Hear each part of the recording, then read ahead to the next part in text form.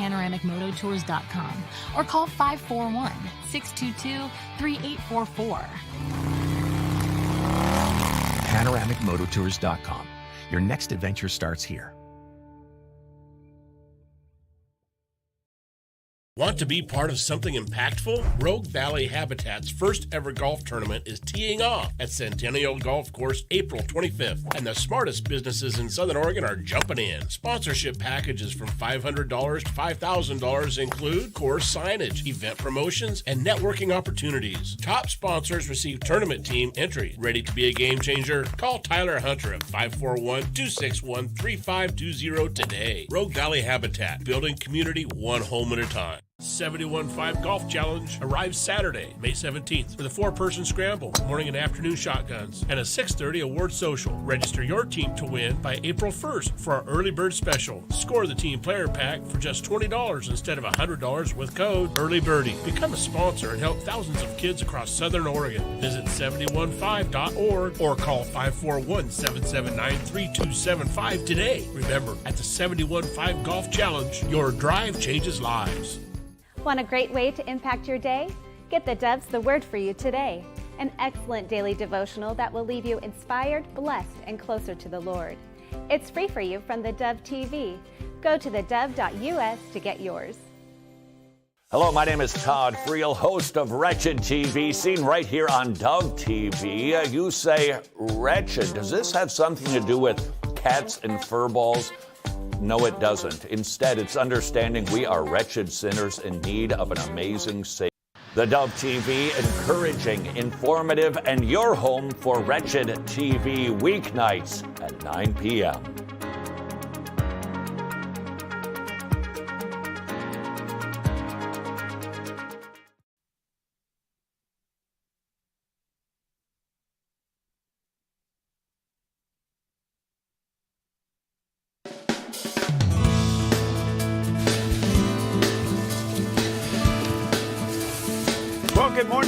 Good morning. Happy first day of spring. Ta-da! Yeah, ta-da! All right, welcome to Mornings on the Dove, where just about anything goes, and hold on, it will. Yeah. That's Jerry, that's all you need to know right there. Good morning. Good morning to you. Boy, a lot in the news, there always is. The weather, well, it rained pretty good last night. Maybe more showers, and then, boy, next week will be spring for spring vacation. Yeah, it's a nice, it's swinging that way, and it starts today. Starts today. Yeah, how about that? Good morning to you. Anything special today? Yeah, it's vernal equinox. Yes, it is. Absolutely. That time when the sun passes over the middle of the sun, passes over the equator, and it happened this morning at just past 2 a.m. Okay, so that means over the next 6 months, the days will get longer. Right, and they'll keep coming up into the northern hemisphere, and then in June it goes and it starts back down. Yeah. So enjoy this day. And because of it, we're coming out of the winter. A lot of people have dry skin, pasty white skin. It is National Spray Tanning Day. Pick your tone, pick your flavor, and go get sprayed up. Well, wait a minute. Yeah. Doesn't President Orange get... Oh! I don't know if... Doesn't he get accused of that? Well, he does. Now, I don't know if he's accused of tanning booth tans or when does he have time tans. to sit in a tanning booth? Well, that's a good point. Hey... He's the only guy in the tanning booth with Bluetooth in his ears talking to somebody. I got to tell you the truth. Winter is really tough. I actually get more exposed to sunshine in the wintertime almost than I do in the summer. Yeah. Because of skiing, and it's a very intense bright because it reflects off the snow, and we're dermatologist friends these days in our lives, so I got to be careful. So I wear a hoodie, and it comes up right here, and then I wear goggles. So the only thing that shows are the tip of my nose and this little thing here, and I kind of look like a raccoon? The raccoon is really white around your eyes from the sunglasses. Yeah. I look more like It, the clown from It, or the Joker with this big thing that goes. It's kind of frightening. What do you mean you kind of look like it? You do. It's a tough thing, man. It's really tough. Anyway, moving on. It's absolutely incredible Kid Day, encouraging adults to tell kids how absolutely incredible they are. Even take it one step further, write it down. I got 9 of you that I'm looking at right now, and you're all incredible. There you go. Grandma and I love you. Also, National Proposal Day. It's, equal days and equal nights. You have an equal opportunity to propose. Sometimes people just pop the question. Sometimes it's planned out with a big, maybe an ordeal. We've seen a lot of them. How did you propose to Peggy? I don't think you want to know. Oh, now I want to know even more. Are you kidding? Did you? Well, okay. I won't ask you the details. Did you plan it out, or did it just kind of happen? It kind of happened. Really? Yeah. Well, it was planned. Okay. Oh, okay. Kind of happened planned. All right. That's much more happened planned than me. Mine was just by chance. Yeah. Well, let's get married. Okay, and you guys went to the Elvis studio, right? We went to the Chapel of Love and got married by the Reverend Love. We didn't know we were going to get married that day. We eloped. So, wow. Yeah. And then we called our parents. My parents were just so happy because they think the world of Pam. Her mom cried. Really? Got a little angry. Pam married a ski bum. I said, well, wait a minute. I'm not a ski bum. I'm a ski instructor. I'm employed. What are you talking about? But well, yeah. I was working, Yeah. Just it's amazing we survived that. I know it. And I look back when we were first married and I go, oh my stars, how did we ever navigate through that? And I think this is where ignorance is bliss. Okay. Because had you known. Yeah, right. I didn't know any better. Yeah, well, we just plowed through it. Yeah. And you know what? I got to tell you the truth, too. One of the things that helped us, I think, it made it more difficult in one sense, but it helped in a way, and that was the fact that as soon as Pam and I got married, we moved 3,000 miles away from our parents. Well, and so Pam couldn't go running home to her mom when things were a little bit We kind of did that. We moved from Sacramento over to Concord, California, because I was a pilot. Yeah. For a company. Oh, I didn't know you lived in Concord. Yeah. Okay. I flew out of Buchanan Field there for a little while. Yeah. Really? So we moved away, but we drove home, I think, every weekend. Mm-hmm. Which, anyway, you look back, you're young, you do things like that. Absolutely. You do now, and you just look for longer ways to sleep in. Moving on. Please. We have something to eat. Something I think you like. It's National Ravioli Day. A food for pasta lovers. So pick your favorite filling and sauce and cook up a meal that everyone will love. Ravioli, as we know, are a traditional Italian-filled pasta, and pasta makers fill 2 layers of thin egg pasta dough with various ingredients. Yes. Imagine a small meatball tucked snug inside 2 cozy layers of delicious dough. Oh. That's what ravioli is. And some of the fillings include cheese, meat, vegetables, and seasonings. They also usually serve the ravioli in either a broth or with a pasta sauce. I'm not sure I'm very familiar with the broth part of pasta, of the ravioli, but I certainly like it in pasta sauce. Okay, Alfredo or red sauce?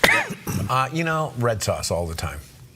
I like the Alfredo sauce, but it's a little bit rich, and it's something you got to watch. Yeah. Yeah. That's why I like it. Well, yeah, I can't disagree. Of all the stuffings in your raviolis, which one you like? Yeah, I like meat, and cheese. I like meat and cheese. Okay. My favorite is blue crab. Oh, wait a minute. I didn't see that on the menu. Yeah. Wait a minute. I didn't see that one. Okay, I'll take one, too. Okay. All right. Yeah, they're delicious. Well, enjoy. All right, good stuff. All right. Well, he's always got red sauce going. He does the weather here.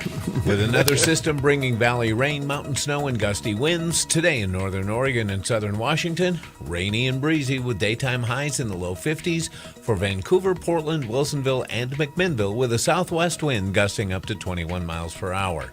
Rainy and breezy conditions continue as we move down the Willamette Valley, with daytime high temperatures near 50 in Salem, 49 in Albany, and near 48 for Corvallis and Eugene, with lows in the mid-40s. In Central Oregon, a chance of rain and snow in upper 40s in Prineville. Breezy with a chance of snow, then rain in Bend with a high near 45, in Sun River near 41. Over in Boise, Idaho, a chance of rain and snow in low 50s.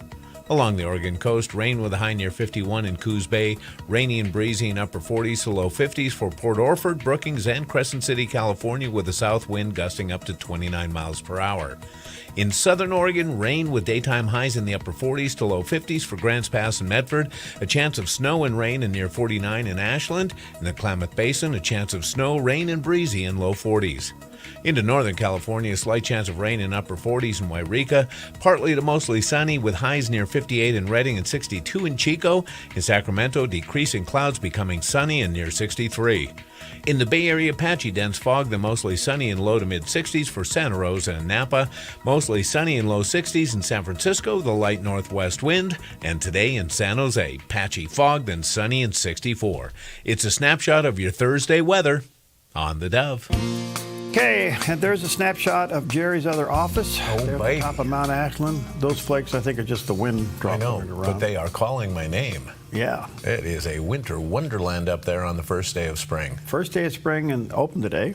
Yeah. So this ought to be pretty nice. That's actually snow, isn't it? Is it snowing? It looks like it, doesn't it? It could be. It's hard to deny that that's snow flying past. Snow. I don't know if it's wind blowing it off the trees by the camera. See how it clears up? See that? Two guys looking at the screen going, is that snow? Well, it's snow, but where's it coming from? Right. Okay, anyway, beautiful shot up there this morning. Okay, moving on. Dr. David Jeremiah is here to take a look at David through the Psalms to remind us that when faced with trouble, all we have to do is look at the times that the Lord has delivered us, and He will again. God saves us in the big picture, but the Bible assures us that He saves us also in the small ones too, when we ask Him. You might question that conclusion because you think about poor, beleaguered David.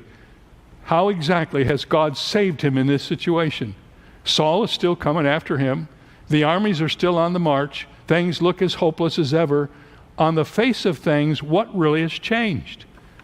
Nothing except David's memory.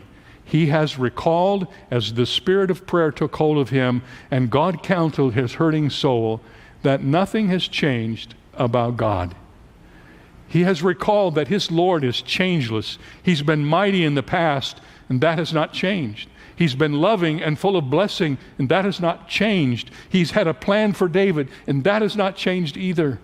David has remembered these things, and he begins to sing with joy in words that simultaneously reflect past promises and future fulfillment. God, you have delivered me. Wow, good stuff all the way around.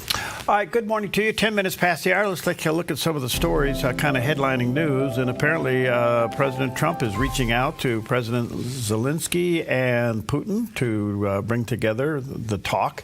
Apparently they are in a 30-day ceasefire against infrastructure, primarily power plants and things like that.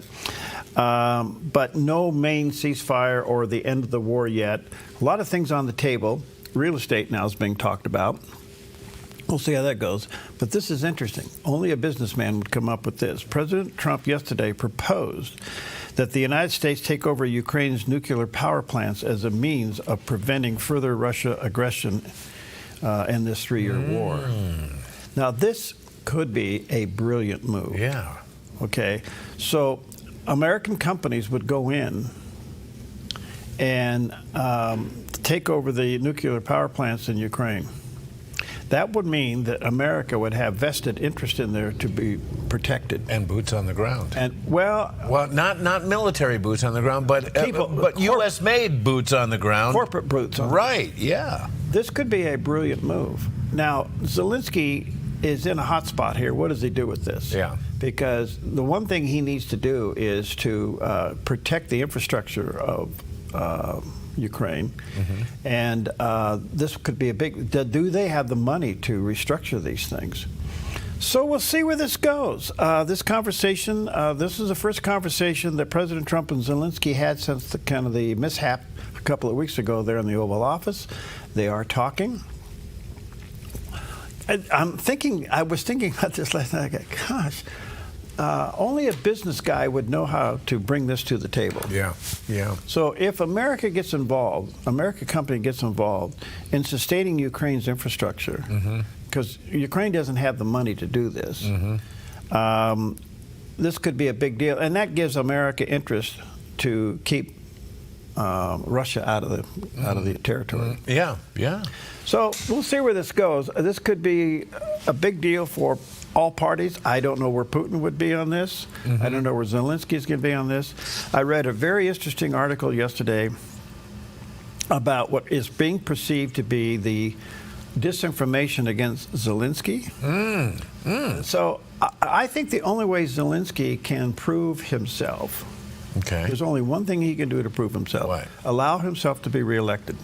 Oh, so allow elections to occur. Yes. Yeah. So if he is the hero of the country, and I think he's tried hard to protect his country, but does he really want to end the war? That's the other complaint. Some people think he's a warmonger. Some people think he's a hero. Other people think all kinds of things about him. But the point being is, why don't you just go ahead and allow for an election? And that will take care of that. Isn't it interesting? You never hear from the people of Russia in the news. You only hear from Russia and Ukraine. You never hear from the people in Russia, and you never hear from the people in Ukraine. You only hear from their leadership. That's a good point. And do we know, are there any opposition leaders who would stand up and run against Zelensky? We don't even know what's on the other side. See, we never hear that part of the equation. So I don't know if Zelensky is a good guy or a bad guy. Right. I couldn't tell you that. Right. But I do know that if he would allow for election, that would prove the point. Because we're not hearing from the citizens. Why are the citizens putting their life on the line to protect their country? You know, that's interesting because... You know, what is it about the citizen that they're willing to die for their country? Why aren't we hearing that? I never thought about it this way, Perry. On the way in this morning, I'm listening to a podcast about Civil War, and Abraham Lincoln, coming into the election of 1864, said it is the will of the people whether we go on with this war or not. Either they vote me out of office and we end the war, and McClellan comes in because he wanted to sue for peace, or they reelect me and we finish the war. So he basically thought it was the will of the people. They would decide whether that war was going to continue. It kind of is mirrored with the situation in Ukraine. And that is my point. Would Zelensky and Putin survive a re-election? And we already know what's going on in Iran. The regime over there is a death cult dictatorship, and the citizens want it gone. Yeah. Okay? Yeah. So the question would be here on this whole thing, but if America goes in and takes over part of the infrastructure and American companies own that, oh my stars, what a twist and turn that would be. Oh, yeah. We have to look at that. All right, the other one is Peter Navarro. Now, I had a chance to talk to Peter Navarro. I've interviewed him on a couple occasions before he went to prison. Okay. Remember I remember he did, yes. He served some time. Yeah, and then he came out and spoke at the Republican National Convention. The day after he got out of prison, the next day he's on the stage at the RNC. Right. So anyway, he's an interesting guy. He is a hawk when it came to what happened with the vaccine and COVID and all that. Yep. But guess what he is today? He is an advisor to the president. Oh, gosh. He's an interesting guy. Anyway, but he made a comment yesterday about virtually all the new jobs under Joe Biden went to illegal immigrants. Oh, man. Here's what he had to say. Immigration is fine if it benefits a country, but if it totally destroys a country, I mean, interesting statistic here. And I was surprised that the Biden regime even published it. If you look at the net new job creation during the Biden administration, virtually all of the new jobs were taken by illegal aliens. Right. And virtually all of the people who lost their jobs, because it was a net kind of thing, were American citizens. I mean, that is friggin' insane. Disqualified. That's the Ricardian free trade model. Yeah, right. That's insane. And it's like insane. Now, I have to say something. This is a huge statement. Yeah. Yeah. And it has not been refuted. I was waiting. What would the left counter this with? I haven't heard anything I yet. haven't okay. So think about that. Yeah. I don't know. That puts your brain on tilt. All right. Well, there we are, singing in the kitchen, beating on the pots and pans. Bringing in a new season. There we go. Yeah. Hey, first day of spring. We're going to go spring skiing. We'll be right back.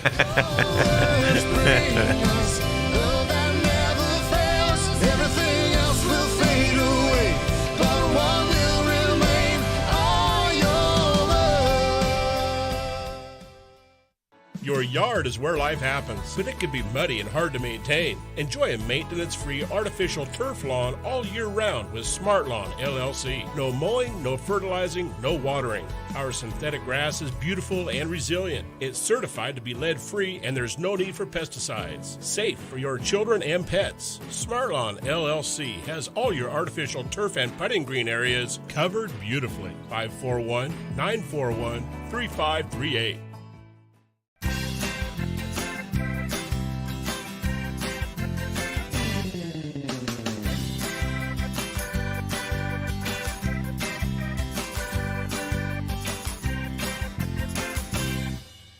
Hi, I'm the SOS Alarm guy, here to tell you about a great deal. SOS Alarm will not only beat any internet deal, but will install the system too. So burglars, beware.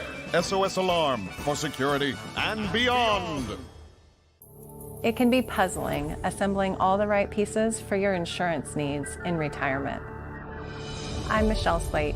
Lighthouse Financial shines guiding light on retirement, investing, and insurance. Guiding you through the stormy seas of insurance, Lighthouse stands out as a beacon of hope, offering you wise counsel and biblically responsible investing. Lighthouse Financial. Call us today, 541-494-1034. 71.5 Golf Challenge arrives Saturday, May 17th with a 4-person scramble, morning and afternoon shotguns, and a 6:30 award social. Register your team to win by April 1st for our early bird special. Score the team player pack for just $20 instead of $100 with code Early Birdie. Become a sponsor and help thousands of kids across Southern Oregon. Visit 715.org or call 541-779-3275 today. Remember, at the 71.5 Golf Challenge, your drive changes lives. How y'all doing out there? Happy first day of spring. Yes, sir. We're trying to be springy. Look at that. Isn't it pretty back there? All those little daisies there. And what else are they? Those are daisies. Yeah. You're colorful. You got that print shirt on. Yeah, look at that. Yeah. It's a clean one, too. All right. Anyway, good morning to you. Happy first day of spring, better known as Thursday, better known as Friday Eve. Well, as you know, if you've listened to this show, to Jerry and I do our wraps, I've been for something to happen with seniors on property tax after the age of 65. Yes. Well, there is now beginning a proposal, and Christine Drazen, she's a great lady from Canby. She ran for governor, interviewed her quite a few times, know her. And so she introduced a bill yesterday. It's called House Bill 3755. And this would create a 5% property tax exemption for homeowners who meet certain qualifications, with the exemption increasing annually. So what happens? The bill targets seniors at least 65 years old who have lived in their home for at least 10 years, have a household income no more than $150,000 per year, and then you would get a 5% reduction and then a 5% every year thereafter if you meet the qualification. Really? Yeah. Now, look, this is a start. Right. And I want to say to Representative Drazen, thank you for doing this, because this has been a hot item for me. And I think as I read this a little bit yesterday, I realized this is the beginning. You can't eat the, how do you eat an elephant? One bite at a time, you know. Oh, that's good. So anyway, she is going to introduce this. Let's see where it goes. It is the deal. As Oregon will, in a matter of time, go purple, these kinds of bills could move forward. Now, let's see if it gets anywhere, if it gets out of committee and they actually vote on it. But so if you're 65 years and older and you make less than no more than $150,000 a year, I think that's a problem. I see some issues here, because my idea is, look, no taxes on anybody over the age of 65 on their permanent residence. Yeah. Period. I mean, that's pretty simple. And there seems to be a little bit of a trend going on with this right now. They're looking at this in Pennsylvania and in Florida with Governor DeSantis. And basically they're saying you don't really own your property. You don't own your land if you're paying rent to the government. Yeah, I mean, all you have to do, you want to know owns your home? Stop paying your taxes. Yes. Either the state owns your home or the bank owns your home. Right, right. And so my thing is, what triggered this for me was during COVID and other things, when things were really tight, a lot of senior citizens on fixed income, they cannot afford this ever increase, and they're paying for schooling and they have no children. So my thinking is, it's just pretty simple. You've worked hard all your life. You reach the age of retirement. You get no taxes on your property, on your personal residence. Now, I don't have a problem with saying you have to at least maybe been there 5 years or whatever, something like that. Right. 5% is a deal, and it works its way down. I don't like the income limit on that because a lot of people have worked hard and have income from various means. True. Okay. Yeah, right. You don't want to limit that. The bottom line is this: you shouldn't be paying property tax after the age of 65 on your permanent residence. If you were to sell that home and go to another, then it moves with you. I'm drafting you. Well, I think you should run, and I'm voting for you. No, I am going to run. I used to run for the board, but neither one of them do I want to go to anymore. You know what? I think I want to get on SpaceX. But don't get on Boeing because you're not coming back No, SpaceX. Okay. You know what I'd like to know, though, Perry, is the percentage of people who lose their property because they couldn't pay their property tax. What are those numbers like? And especially, what are those numbers like for seniors? I would like to see something like that. Well, I think that I don't know those numbers, but I think I'm trying to keep the principles simple. You've worked hard all your life. Yeah. And why does the government own the one thing that makes the American dream a realization? Right. The American dream is owning your own property. That is the core of the American dream. Right. And so you should be able to have that after the age of 65 with no strings attached. Absolutely. Now, you can take the state taxes off. I think this ought to be a referendum, quite frankly, that goes down to the county level as well. And so do you realize how much money you'll put back in the system that the county and the state will gain otherwise? Oh, that's a great point. Yeah. So the thing of it is I think it's a principle. The principle is you're retired, you shouldn't have to pay those kind of taxes. Amen. All right. And all right, so, oh well. No, come on. That's my point. Okay. And I want to say to Representative Drazen, thank you for starting the ball and get it rolling. Yeah. Anything I can do, I'd go out there and champion them. All right, let's take a look at the satellite image. Here's what's going on out there.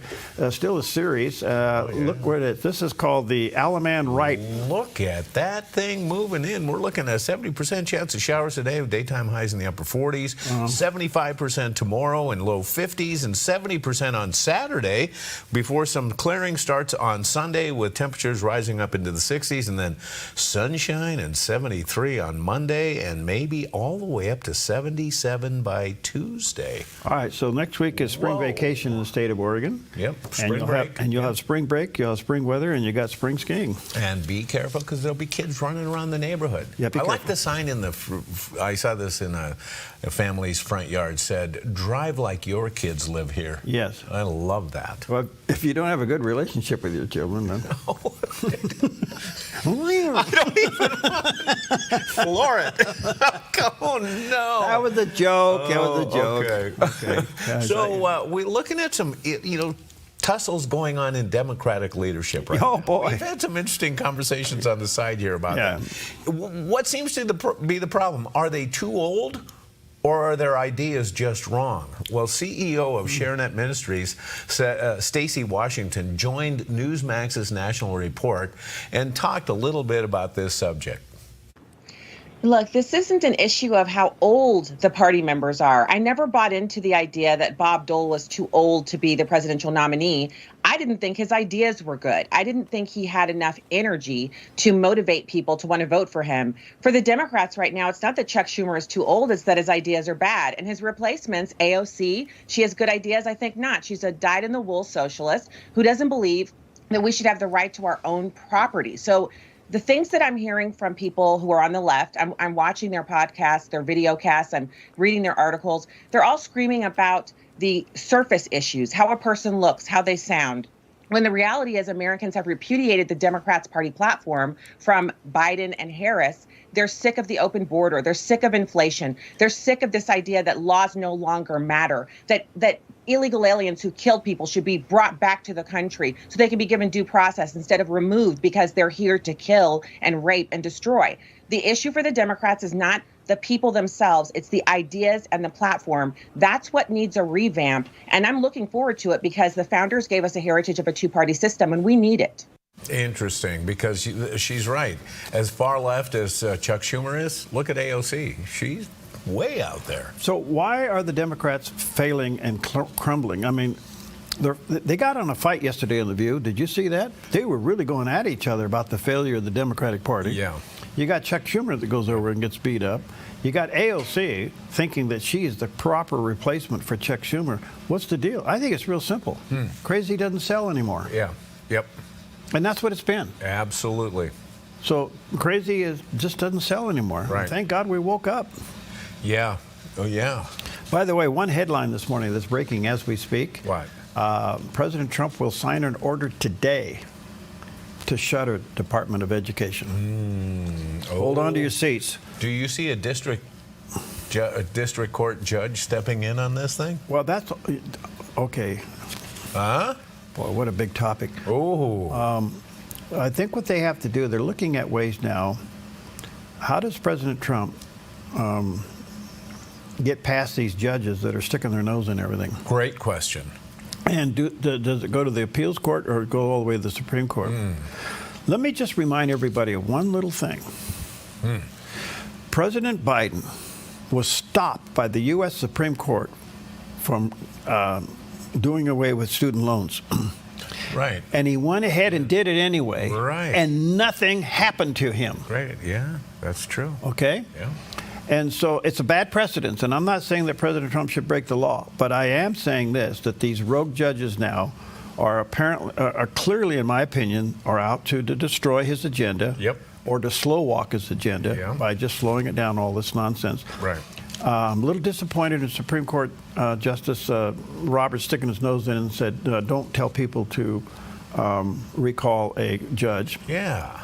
Baloney. Yeah. And he may have ruined himself on that opinion if it gets to the Supreme Court. We are in a real problem area with the justice system in this country when you have these rogue judges sticking their nose into a presidential decision. Power of the executive branch. Right. And that's not the case. The question is, can that issue alone be taken all the way to the Supreme Court and be fairly heard? The best thing the president can do right now to keep his agenda going is starting to appeal every one of these blockages, and that the appeal stops everything. Yeah. And he can continue on. He can get the country cleared out if he can just continue to file appeals. But this deal with the Department of Education, you can see the union coming off the walls with this one. This one's going to be big. And here it comes. Hold on, folks. It's going to be an interesting one. Well, wow. First day of spring. Bling! What's our food today? Oh, ravioli, baby. Ravioli. Yeah. Okay. You can have your red and your meat. I'm going to have my white with blue crab. We'll be right back. Watch them come alive as soon as you speak hope, you speak love, you speak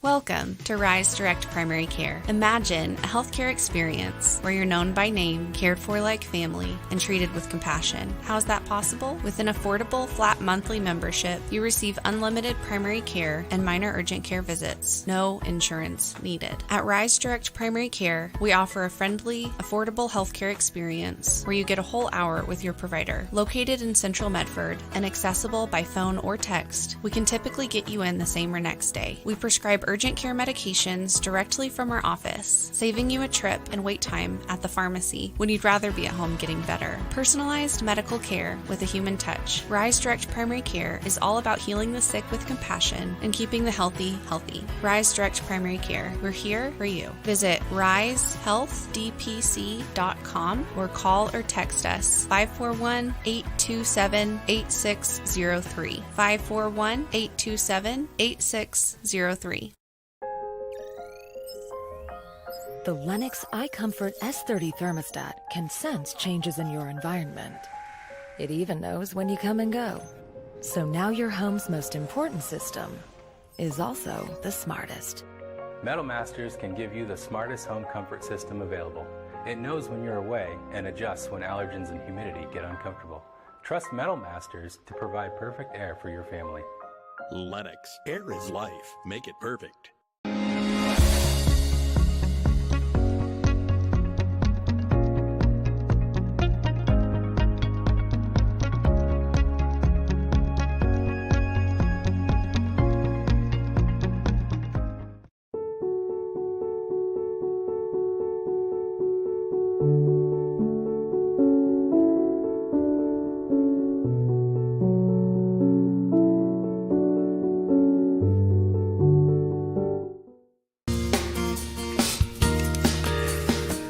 All right, good morning to you. 27 minutes before the hour. It's just almost too much to keep track of. Not only what's going on inside the United States, what's going on around the world. You got Russia and Putin, and you got Zelensky and Ukraine. You got the president looking at buying the nukes. Just pretty crazy. Yeah. And you still got the Middle East upside down. Let's check in with CBN News Watch and get caught up.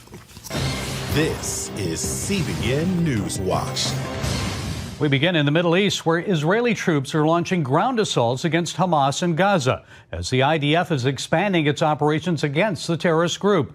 Those attacks come as the Security Cabinet held an emergency meeting to consider signs that Hamas was preparing another October 7th style attack on the Jewish state. CBN Middle East Bureau Chief Chris Mitchell brings us that story from Jerusalem. Israeli troops are rolling back into Gaza, retaking areas they once controlled. IDF Sergeant Major Chaim Mailspin told CBN's Raj Nir Hamas and other terror groups were using the ceasefire to prepare for another invasion of Israel. Our intelligence gave a very strong indication that during this regrouping time, Hamas, Islamic Jihad, Jabhat al-Nusra, etc., wanted to actually do another invasion. Right now, during the ceasefire, this is what our intelligence sources said, use the little time they had during the ceasefire to do another invasion. The IDF is pleading with civilians to get out of the combat zones. Yesterday, the Israeli army dropped leaflets asking us to evacuate the area in Beit Hanun. Israel's defense minister warns that it's going to get worse if the hostages are not freed and Hamas removed from power. Unless all the Israeli hostages are released and Hamas is expelled from Gaza, Israel will act with forces never before seen. Take the U.S. President's advice, return the hostages and expel Hamas, and other options will be presented to you, including relocating to other places in the world for those who wish. The alternative is utter destruction and devastation. In Washington, the Trump administration says the new fighting could end right away if Hamas would accept the U.S. proposal to extend the ceasefire begun in January. An administration spokesperson warned the opportunity is still there, but it's closing fast. The State Department says what President Trump wants most is a permanent and real peace between the Israelis and Palestinians. President Trump is not just wanting a peaceful day or a peaceful week. We have this window of this administration to change the trajectory of what has been decades and decades, coming up on 100 years of carnage that is now unacceptable. President Trump called on Iran to stop arming the Houthi rebels in Yemen, promising to step up attacks until they are completely annihilated. As to Iran's nuclear program, Trump has reportedly given the regime in Tehran 2 months to negotiate a deal making sure they don't develop nuclear weapons. The president indicated if this can't be done peacefully, it will have to be done militarily. Iran responded with its own threat. We will firmly respond to any aggression against our territorial integrity, national security, or interests with full force. There is no question about that. Chris Mitchell is with us now from Jerusalem. Chris, we'll talk more about Iran in a moment, but first, was Israel's ground attacks against Hamas expected to come this quickly after the airstrikes began?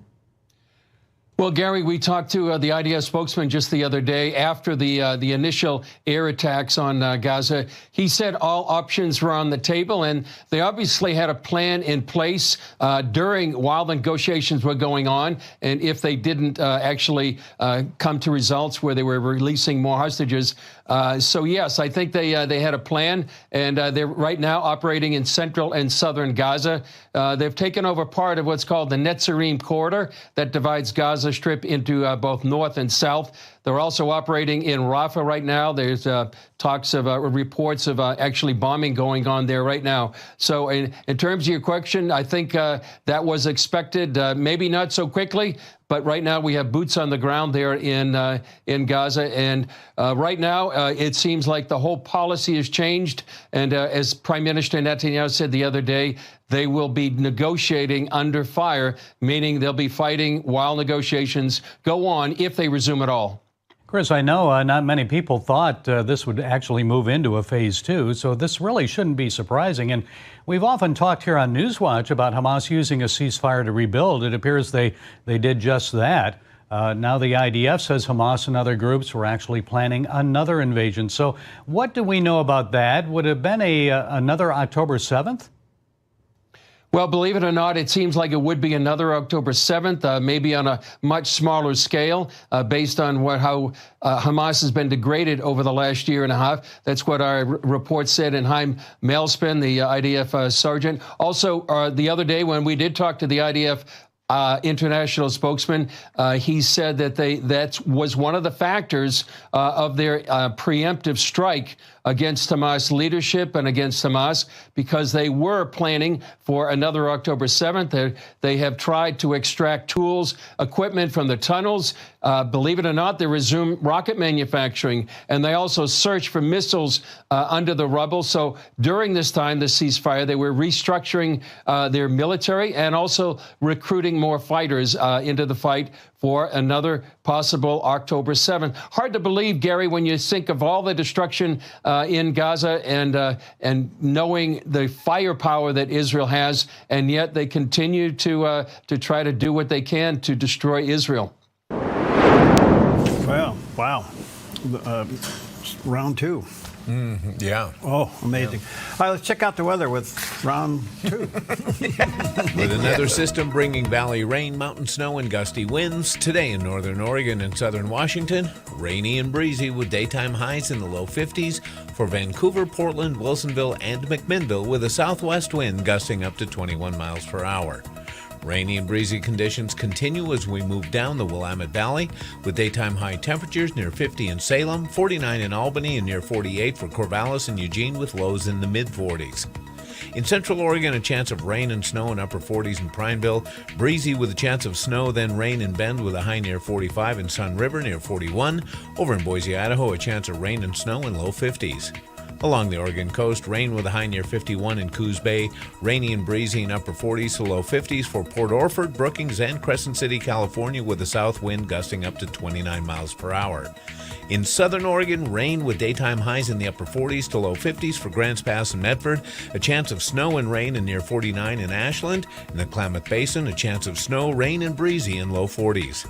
Into northern California, a slight chance of rain in upper 40s in Wairika, partly to mostly sunny with highs near 58 in Redding and 62 in Chico. In Sacramento, decreasing clouds becoming sunny and near 63. In the Bay Area, patchy dense fog, then mostly sunny in low to mid 60s for Santa Rosa and Napa. Mostly sunny in low 60s in San Francisco, the light northwest wind. And today in San Jose, patchy fog, then sunny and 64. It's a snapshot of your Thursday weather on the Dove. All right. Oh, beautiful. Nice day on top of the mountain. Nice day on the hill. Yeah. Wow. All right. And the sun is coming up. It looks like a gorgeous day. Enjoy. Well, for a very specific reason, it was on this day in history that the birth of a new political party in the U.S. took place. By the 1850s, the American political party system had been dominated by Whigs and Democrats for decades. But on March 20th, 1854, in a small schoolhouse in Ripon, Wisconsin, the air was thick with tension. The Kansas-Nebraska Act threatened to spread slavery westward, and Alvin E. Beauvais, a fiery Whig activist, slammed his fist on the table. He declared, "We cannot stand by while slavery infects new territories." Murmurs of agreement filled the room. Men who once called themselves Whigs, future giants like Abraham Lincoln, Rutherford B. Hayes, Chester A. Arthur, and Benjamin Harrison, knew their party was crumbling. "It's time for something new," Lincoln said, "a party that stands against the spread of slavery."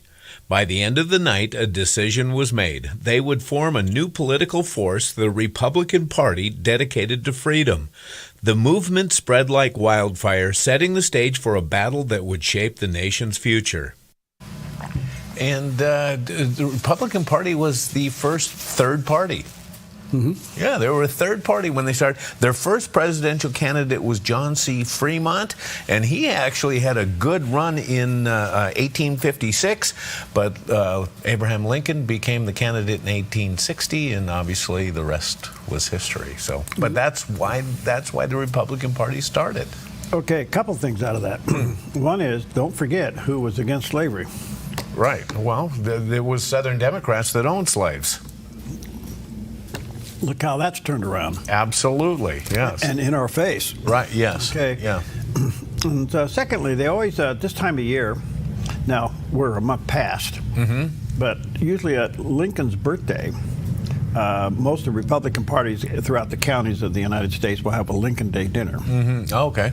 To commemorate not only him, but the birth of the Republican Party. Yeah. Jackson County's Republican Lincoln Day dinner will be this Saturday night. Oh, really? Yeah. Okay. So, all right. I'm going to give the invocation, and I've been given an hour. Oh, man, record it. I love it. That's great. All right, good luck. All right. Charles Spurgeon, quite a guy, says in his, quote, mornings and evenings, you're not alone in your trials. We must, through much tribulation, enter into the kingdom of God. Acts 14, verse 22. God's people have their trials. It was never designed by God when he chose his people that they should be an untried people. They were chosen in the furnace of affliction. They were never chosen to worldly peace and earthly joy. Freedom from sickness and the pains of mortality was never promised them. But when their Lord drew up the charter of privileges, he included chastisements amongst the things to which they should inevitably be heirs. Trials are a part of our lot. They were predestinated for us in Christ's last legacy. So surely as the stars are fashioned by his hands and their orbits fixed by him, so surely are our trials allotted to us. He has ordained their season and their place, their intensity and the effect they shall have upon us. Good men must never expect to escape troubles. If they do, they will be disappointed, for none of their predecessors have been without them. Mark the patience of Job. Remember Abraham, for he had his trials, and by his faith under them, he became the father of the faithful. Note well the biographies of all the patriarchs, prophets, apostles, and martyrs, and you shall discover none of those whom God made vessels of mercy who are not made to pass through the fire of affliction. It is ordained of old that the cross of trouble should be engraved on every vessel of mercy, as the royal mark whereby the king's vessels of honor are distinguished. But although tribulation is thus the path of God's children, they have the comfort of knowing that their master has traversed it before them. They have his presence and sympathy to cheer them, his grace to support them, and his example to teach them how to endure. And when they reach the kingdom, it will more than make amends for the much tribulation through which they pass to enter it. Amen to that. Charles Spurgeon, quite a guy. A lot there. All right, we'll take a quick raviola break. We'll be right back. When you get lonely, no, I'll never leave your side. And don't go thinking you're the only. It's the Southern Oregon Home and Garden Show, March 21st, 22nd, and 23rd at the Expo. Over 175 home, office, and garden exhibits. Something for everyone. Hosted by the Builders Association of Southern Oregon.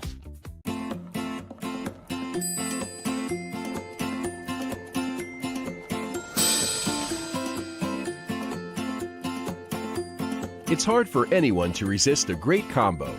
So talk to State Farm agent Rory Wold in Medford and save hundreds by combining your auto and homeowner's insurance. After all, these savings are too good to pass up. Get to a better state. Don't miss this. After being stripped, beaten, locked, and left to suffer, Paul and Silas were praying and singing hymns to God. They chose to praise God in the middle of horrible circumstances. If we're worshiping God with resolution today, we will learn to worship God in persecution tomorrow. We need to learn how to worship God. Know this, when you come to church every Sunday, this is a rehearsal. We're learning to praise God, not just for now, but for the days coming when we will not need praise just for our own edification, but for our own protection. Praise is a weapon. You and I get to choose how we respond to persecution. We can respond in anger, or we can resolve to worship and amplify the values of God's kingdom. When the time comes, I pray that you and I will have the courage to make the right choice. And we resolve to worship even in the midst of mistreatment. God will get the glory, and victory will be ours. March 21st, 22nd, and 23rd. The Southern Oregon Home and Garden Show at the Expo. Food trucks, tiny house displays, workshops, and seminars. Over 175 exhibitors. Fun for everyone. All right, good morning to you. Happy first day of spring, Thursday, Friday Eve. Good morning to you. Yesterday I had Jonathan Tobin on from Israel, and he explains the change in Israel's position now with the new fighting going on in Hamas, and here's how he explained it. We have to understand, Prime Minister Netanyahu is under conflicting pressures. There is enormous pressure on him from the families of the hostages who are supported by Netanyahu's political opponents, somewhat cynically. And of course, we understand the family's position. If it were our loved ones, who wouldn't trade the whole world for a spouse, a child, a sibling? I mean, we understand that. But Netanyahu's responsibilities are to guard the whole nation of Israel and the Jewish people. And he's got to balance that with the need that if he does a deal with Hamas that puts them in a position that they will stay in power in Gaza indefinitely, that's just a guarantee of more October 7th, more terrorisms, more atrocities, more people being taken hostage, more people being murdered. He can't allow that. Now, what's changed is not so much Netanyahu's position, but the position of the United States. From October 7th through January 20th of this year, the position of the United States was that Israel's got to keep making concessions. That it can't pursue the war against Hamas with the vigor it needs to take. And that, the Biden-Harris administration really hamstrung Israel's efforts to defeat Hamas. Netanyahu withstood that pressure pretty well, but, there were places he couldn't go. And the change is now that Trump's position is one of moral clarity. The statements from him and from Secretary of State Marco Rubio have made it clear that what Hamas has done will not be tolerated. Their efforts to hold on to these hostages indefinitely, to allow themselves to stay in power in Gaza indefinitely, will not be allowed. That's what's changed. And that's why Israel is doing what it needs to do. Yeah, I think, yes, the United States back end supporting Israel is going to be the factor of Israel continuing to press to deal with Hamas. Hamas has a big problem, too. They probably have to decide if we give up terrorists or if we give up the hostages and give them back, that might give us a pause. But in either way, according to the rhetoric coming out of Israel, with or without the hostages, you're going to get wiped out. And that's a tough spot all the way around. Yeah. But if you look at the numbers, 59 hostages, 35 are already been killed. Right. Their bodies are somewhere, and 24 are alive, they think. The numbers are dwindling. So we'll keep an eye on that. All right. Can you imagine going up for a weekend visit in the International Space Station and getting stuck for 9 months? I'm going to talk to a former astronaut coming up a little bit later on this morning. Okay. All right. All right. I want to hear that. Well, have you ever learned anything watching a YouTube video? Have you ever done any DIYs, do-it-yourself projects that you need YouTube to get through it? You know what? What? You're giving away a secret here because right now, some people think I'm pretty smart. Okay. They don't see me walking around the corner with my phone looking on YouTube to figure out really how to fix it. I couldn't find the opening to change a taillight bulb on my car without going on YouTube. It had a secret compartment, a little lever. You would never find it in a million years unless you went in and had somebody else show you how to do it. All right. Well, a lot of people are doing that, and you can learn a lot by watching YouTube videos. And one quick-thinking 9-year-old boy in North Carolina used his knowledge that he learned on YouTube to save a young friend who was choking. Jason Branch was playing basketball with his friend Danye Moore, age 7, at the Raleigh Oak Charter School when a surveillance video shows the younger boy starting to choke. So last week, we were playing basketball, and he ate a granola bar, and then we started playing longer until he started choking. He added, "So I just did my thing, which was a Heimlich." The school surveillance footage shows the older boy reaching around the second grader's body to perform 2 compressions, allowing him to expel the food and breathe properly. The older boy revealed that he learned the life-saving maneuver from a YouTube video, adding that he was inspired to learn it after watching a teacher use the method to help another student who was choking. Teachers and parents have applauded his heroic actions. Eric Johnson, the executive director of the school, said, "We teach our kids to take care of each other, so this is really just a prime example of that. Jason just jumped into action so quickly, we're really proud of him." The boy's parents were also impressed, especially after watching the video. The second grader's mother, Aja Moore, said she's thankful that he's okay.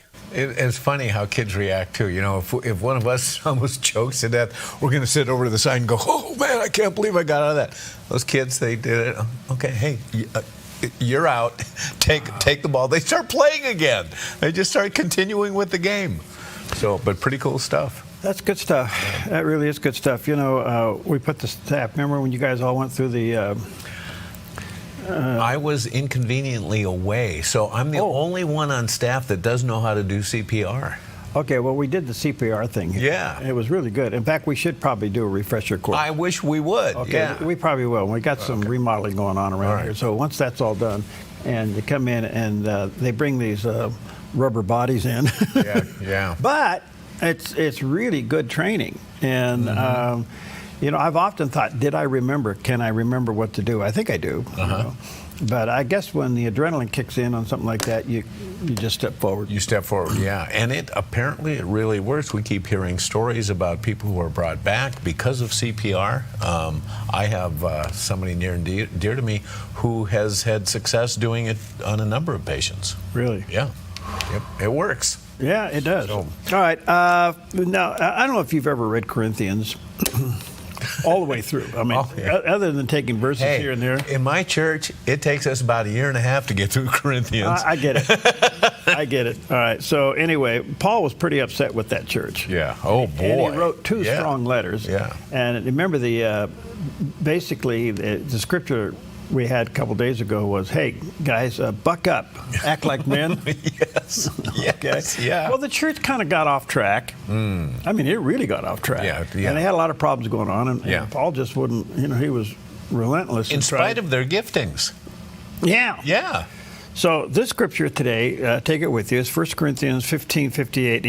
He's writing to these guys, and he says, "Therefore, my beloved brothers, be steadfast, immovable, and always abounding in the work of the Lord, knowing that in the Lord your labor is not in vain." In other words, get back on track. So let me ask you this. If you don't think your spiritual life is subject to diversion, when you drive in the morning, how many things do you think about? Oh, my goodness. Oh. So how do you stay spiritually focused? Yeah. There's so many interruptions. You know what? The attention span is so short. It even happens when we're in prayer. There are so many things that distract. There's an old charismatic. There's an old charismatic term that says praying through. Oh yeah. Well, Bob Gass, the guy that writes our devotional, he preached a message one time. What is praying through? He says when you sit down to pray or get down on your knees to pray, take a pad with you. Okay. And every time something else comes to your mind, you write it down. And then keep praying. And sometimes write it down. Then when it's all over, you say, "Thanks, devil, for reminding me of all the things. I'll take care of those." And then pray through. That's great advice. I love it. We'll be right back. All right. Nothing gonna steal my joy. No, there ain't nothing gonna steal my joy. Spring is around the corner and summer is on its way. With fire danger biting at its heels, flammable blackberries and underbrush will grow like gangbusters and sprout fire danger in no time. A wise property owner knows the best time to take care of fire danger is to extinguish it before it gets started. GMV Forestry LLC can help you protect your property with adequate fire brush clearing to fireproof a zone around your precious property. With over 35 years experience, GMB Forestry LLC has the knowledge, experience, and all the equipment you need to get the job done right, offering a wide variety of services like mulching, field mowing, snow removal, driveway clearing, ditch cleaning, gravel delivery and spreading, driveway sweeping, logging, and more. GMV Forestry LLC does it all, and they do it right. GMV Forestry LLC, the team you can trust. 541-660-6445. 541-660-6445. March 21st, 22nd, and 23rd.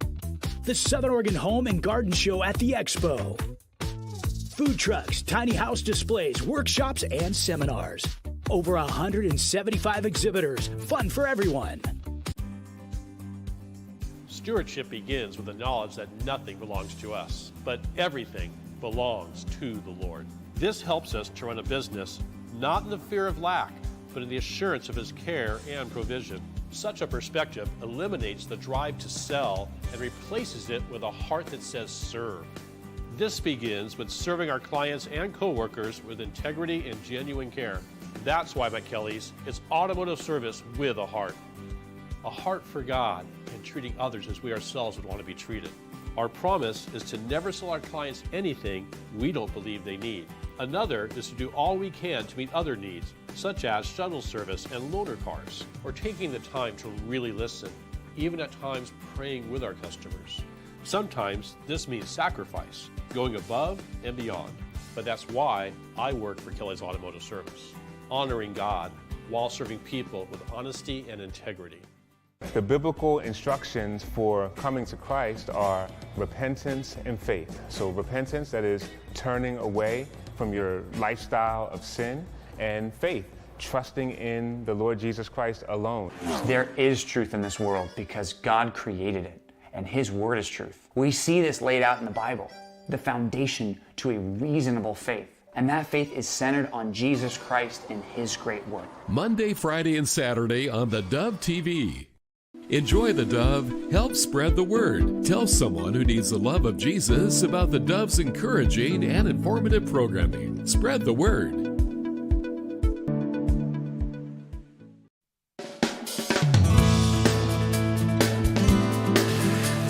All right, good morning.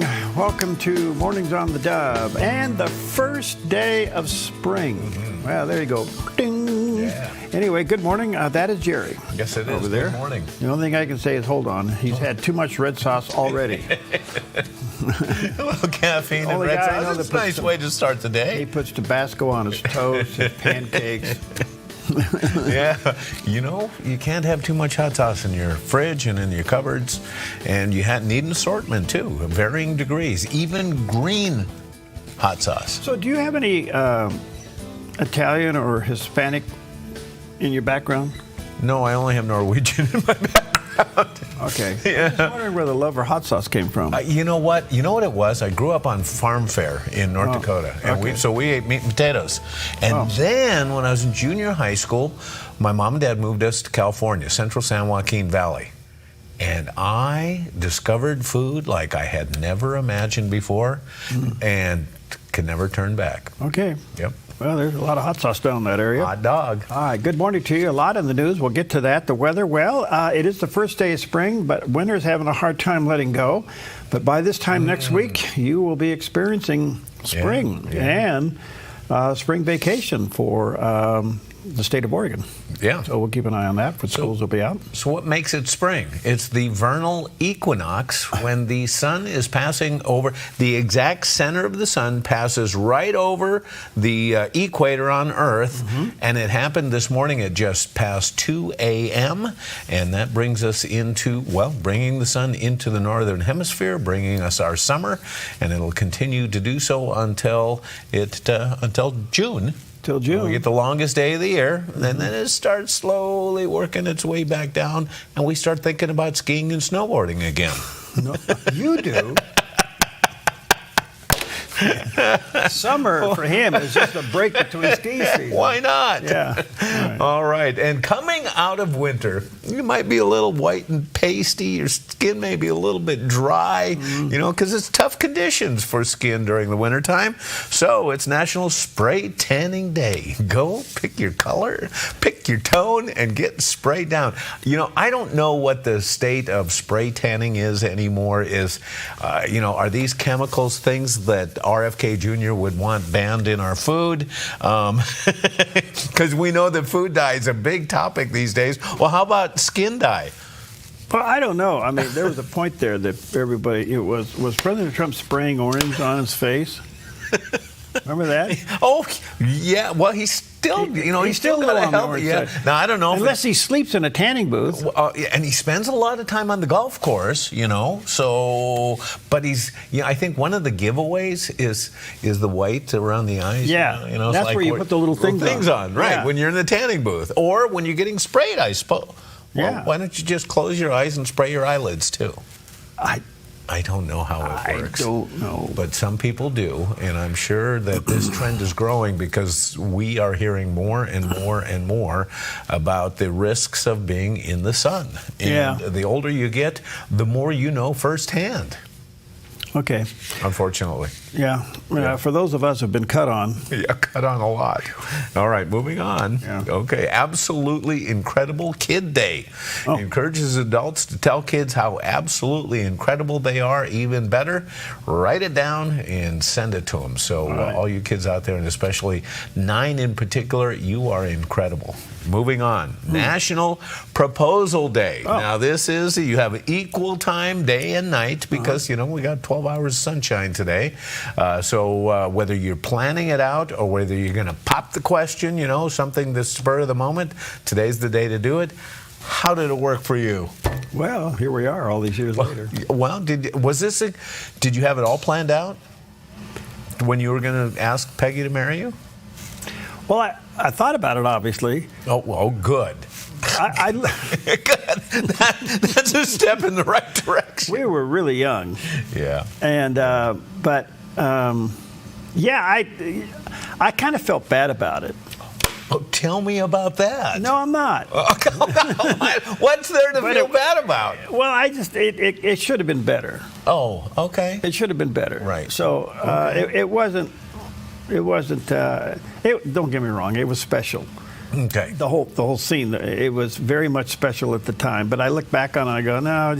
So, anyway, one of our anniversaries, I tried to straighten that out. Oh, really? Okay. All right. Well, you had a. Don't ask any more questions. I want to know more. I see a book coming on.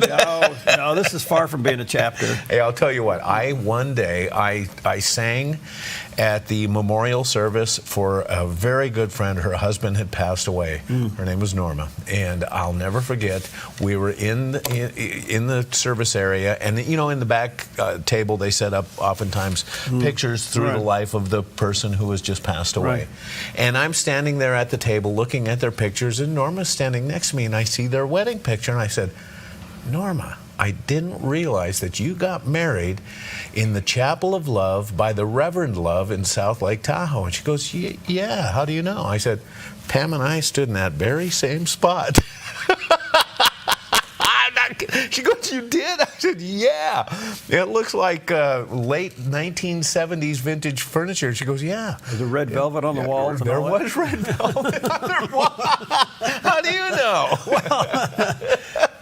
So you and Pam eloped. We eloped, called our parents later. My parents were just thrilled because they loved Pam, and her mom was a little sad. I know. She cried a little bit. She yelled a little bit. Yeah. But we got over it. I just did the memorial service for an aunt. Okay. Well into her 90s, and her and my uncle eloped. Mm-hmm. I mean, kind of like you and Pam. I mean, they only met, and then all of a sudden they eloped. Yeah. And so when they finally told their parents, they told my parents before they told their parents. Oh, no kidding. Yeah. Oh, wow. And so finally, my grandfather says, well, we got to have a party. They eloped. And so she said to her mom, you know, we eloped. And she said, well, you don't even know the guy. She said, well, I guess I get a chance to do it now. Just to get to know him. You didn't even know him. How did it work out? Well, all these years, yeah. All right. Oh, wow. That's tremendous. Well, you know. Well, we were the ones that weren't supposed to make it. Oh, really? Why? Yeah. Well, because we were young and dumb. Yeah. Well, you know, there's a lot of that goes on in marriage, too, isn't there? Yeah. Let me ask you this. If you and Peggy, or you or Peggy, had sat down in front of you in later years for premarital counseling, how would you have handled it? Say that again? If you had had the chance to counsel yourself. Oh. You know, your later self counsels your early self as you come in for premarital counseling. What would have been on your mind? Would there have been any red flags that you would have seen as an experienced counselor? No. Okay. No, and I think that I always tell men, take a long look at your future wife's mom. Yep. Because that's what you're going to get. It's true. You know? Yeah. So take a long look at your future wife's mom. And of course, you know, when my daughter came in for premarital counseling, you gave her some really astute advice, and that was? Oh, marry for money, love will follow, and your daddy will... I say that to all pretty young girls. You said it to her. Yeah, I said, marry for money, love will follow, and your daddy will be real happy. Well, you know, 60% of that worked out. Blake, you're a great guy. Oh, I love you. You're the man, Blake. Yes, he is. I had the honor of doing their wedding. Oh, yes, you did. That was great. And it stuck. Four kids later. Four kids later, yeah. Oh, my goodness. They figured that out. Anyway, okay, we're going to have something to eat. Okay. It's National Ravioli Day, a food holiday for pasta lovers. Pick your favorite filling and sauce and cook up a meal everyone will love. Of course, ravioli are traditional Italian-filled pasta. Pasta makers fill 2 layers of thin egg pasta dough with various ingredients. Imagine a small meatball tucked snug inside 2 cozy layers of delicious dough. That's what ravioli is, and some of the fillings include cheese, meat, vegetables, and seasonings, and they also usually serve the ravioli in either a broth or a pasta sauce. Enjoy. Yeah, good stuff. Do you like your raviolis a little crunchy? Or just mushy? Well, wait a minute. That's not a very good choice. Crunchy or mushy? I'll take in between. I'll take something that's tender. Okay. And, yeah. I had some blue crab raviolis the other day, and it was exceptional. Oh, you know what? That sounds fabulous. That wasn't included in one of the okay, that's good. ingredients, but how can you not like that? That's awesome. I don't know. Yeah. All right, here's a guy who puts hot sauce on everything. With another system bringing valley rain, mountain snow, and gusty winds, today in northern Oregon and southern Washington, rainy and breezy with daytime highs in the low 50s for Vancouver, Portland, Wilsonville, and McMinnville, with a southwest wind gusting up to 21 miles per hour. Rainy and breezy conditions continue as we move down the Willamette Valley, with daytime high temperatures near 50 in Salem, 49 in Albany, and near 48 for Corvallis and Eugene, with lows in the mid-40s. In central Oregon, a chance of rain and snow in upper 40s in Prineville. Breezy with a chance of snow, then rain in Bend with a high near 45 in Sun River near 41. Over in Boise, Idaho, a chance of rain and snow in low 50s. Along the Oregon coast, rain with a high near 51 in Coos Bay. Rainy and breezy in upper 40s to low 50s for Port Orford, Brookings, and Crescent City, California, with a south wind gusting up to 29 miles per hour. In southern Oregon, rain with daytime highs in the upper 40s to low 50s for Grants Pass and Medford. A chance of snow and rain in near 49 in Ashland. In the Klamath Basin, a chance of snow, rain, and breezy in low 40s. Into Northern California, a slight chance of rain in upper 40s in Wairika. Partly to mostly sunny with highs near 58 in Redding and 62 in Chico. In Sacramento, decreasing clouds becoming sunny and near 63. In the Bay Area, patchy dense fog, then mostly sunny in low to mid 60s for Santa Rosa and Napa. Mostly sunny in low 60s in San Francisco, the light northwest wind. And today in San Jose, patchy fog, then sunny and 64. It's a snapshot of your Thursday weather on the Dove. All right, there's the first day of spring shot from the top of Mount Ash. A little blue, a little fog, and some clouds coming in, and a gorgeous snowpack. Yeah, and it says that it should snow a little bit today, too. All right. On and off at least through Sunday, so enjoy if you have a chance to get up there. Well, we love to look at the Psalms. It certainly showcases the trials and triumphs of King David, and obviously a lot of this can give you tremendous comfort, and we have Dr. David Jeremiah to illustrate. Here's the word lest again. Lest those who trouble me rejoice when I am moved. You see, everyone in Israel knew that David was being pursued by Saul. When the enemy caught him, David would be humiliated, a subject of mockery. And the terrible thought of that for one who has been promised a kingdom made it seem like an appropriate time to pray. David prayed in Psalm 13 because he was desperate. Through the years, I've often observed how God steers us into that emotional cul-de-sac. He likes to corral us into a corner where the only way out is the way up. We have nowhere else to turn, and that's when we get serious about praying. So if you're going through a time of trouble right now, as so many of us are, don't rail against God for what He has done to bring you to this place. Instead, ask Him how you can learn to be His trusting child, how you can hang on to the desperation that brings about sincere, heartfelt prayer. When we become desperate, we cry out, "Oh Lord, help me," and He always does. That's a promise. You can take it to the bank. All right, 13 minutes past the hour. Let's take a look at some of the top stories, and there are many as we speak. The president is expected today, this is just breaking as we're talking, to shutter the Department of Education. So we'll see where this is going to go, but apparently they are going to do that today, and I don't know. I'm sure this is going to create some kind of a spark. Oh, a spark that's going to end up in the courts. Yeah, so these rogue judges are going to obviously jump all over this, so we'll see how it goes. In the meantime, yesterday, as you know, the president did have another phone call with President Zelensky. Now, this is post the problem they had in the Oval Office a couple of Fridays ago, and they have agreed to the mineral deal and everything else, and he's been talking to President Putin and President Zelensky and trying to figure out how to create a ceasefire, if not a peace agreement, in Ukraine. Well, apparently they're talking about now a 30-day ceasefire against any infrastructure. Okay. In the meantime, the president popped up with the idea yesterday to take over the nuclear power plants in Ukraine. And unbelievable. I mean, what an idea. So he's saying, discussed with the president, Zelensky, Ukraine's electrical supply and nuclear power plants, and let us take those over. Now, this would be a huge deal in the sense that, A, it puts America companies in there. B, this would be a huge deterrent from Russia doing anything else. Absolutely. Because now we have national interest to protect there. Yeah. So there's still real estate on the deal and everything else, but some of these power plants and their infrastructure has been destroyed as a result of the war. And he's saying, let us come in there and take care of that. And so I don't know where this is going to go. This is really a lot of pressure on Zelensky because Ukraine hasn't got the money to do this now. Okay, so does he allow this to happen? We'll see. A lot of concerns about Zelensky. Some thinks he's a hero. Some thinks he's compromised. All this and that. I think you kind of have to get Ukraine to the point where they can go ahead and have an election and let the people decide. That's, I think, key. Okay. Yep. Peter Navarro, I've had him on the show a couple of times. He's an interesting. I had him on the show before he went to prison. Oh, you did? Yeah. Oh, yeah.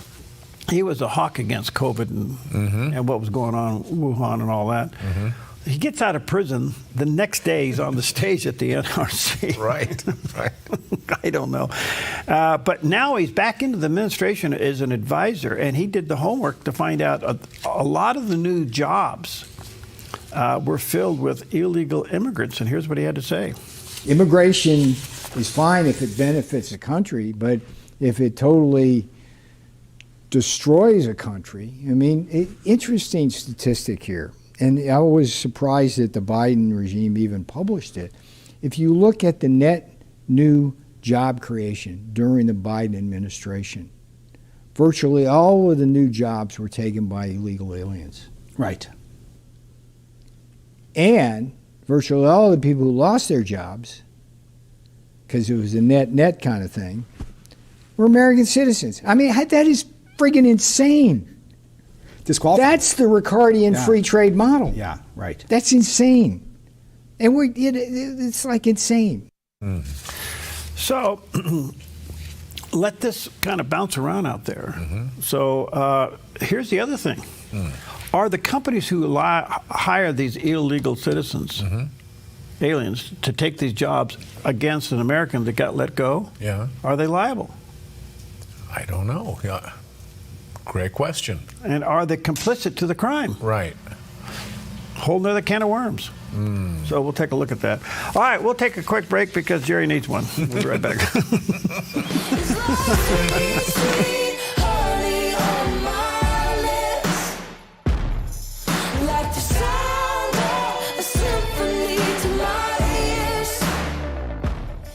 With the words, "Behold, a sower went out to sow," Jesus begins the legendary Matthew 13 parable of the sower about God's word and draws attention to the need for good soil in order to bear fruit. This question of good soil motivates and challenges every Christian parent. Can good soil be nurtured in the lives of our children? A similar question was asked by the ancient Greeks concerning virtue. Drawing upon classical traditions like the Trivium and the liberal arts, classical Christian schools are coming alongside Christian parents to do just that, nurture good soil and virtue. Now in our 8th year serving Jackson County, Knox Academy, the Rogue Valley's own K-12 classical Christian school, is relocating to downtown Medford in order to better assist parents as they educate their children. We are currently enrolling students for the 25-26 school year. Visit us at knoxmedford.com for more information. Invest in a future with a strong connection to the past for good soil, deep roots, and fruit at knoxmedford.com.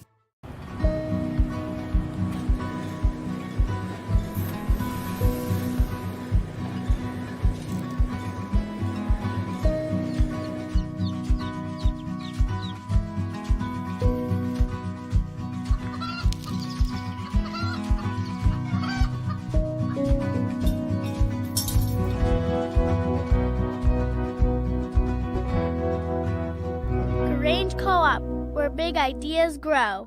As the world watches from the outside, it's a big diplomatic tug of war here in the Middle East. Go inside the story with Jerusalem Dateline. Israeli archaeologists are talking about a discovery that could change the thinking about the Temple Mount. Join CBN Jerusalem Bureau Chief Chris Mitchell and get the biblical perspective on the events shaping the world. It's what starts in Israel then ends up going to other places. Watch Jerusalem Dateline. Weeknights at 9:30 on the Dove TV. Okay, welcome back. 19 minutes past the hour on this beautiful first day of spring that's kind of got a little bit of leftover winter feel to it. Yeah. And so we'll keep you posted on that. Well, I am pleased to announce that an idea that I've been really pounding on for years is starting to see a little daylight here, and that is being done by Representative Christine Drazan. If you remember, she ran for governor. Can't help but think she's probably thinking about that again down the road. She really is a strong and really just a great person. Mm-hmm. Well, she introduced a bill yesterday, House Bill 3755, that creates a 5% property tax exemption for homeowners who meet these certain qualifications for the exemption. First of all, they have to be over 65. Second, they have to have lived in their home for at least 10 years. And third, have an income no more of $150,000.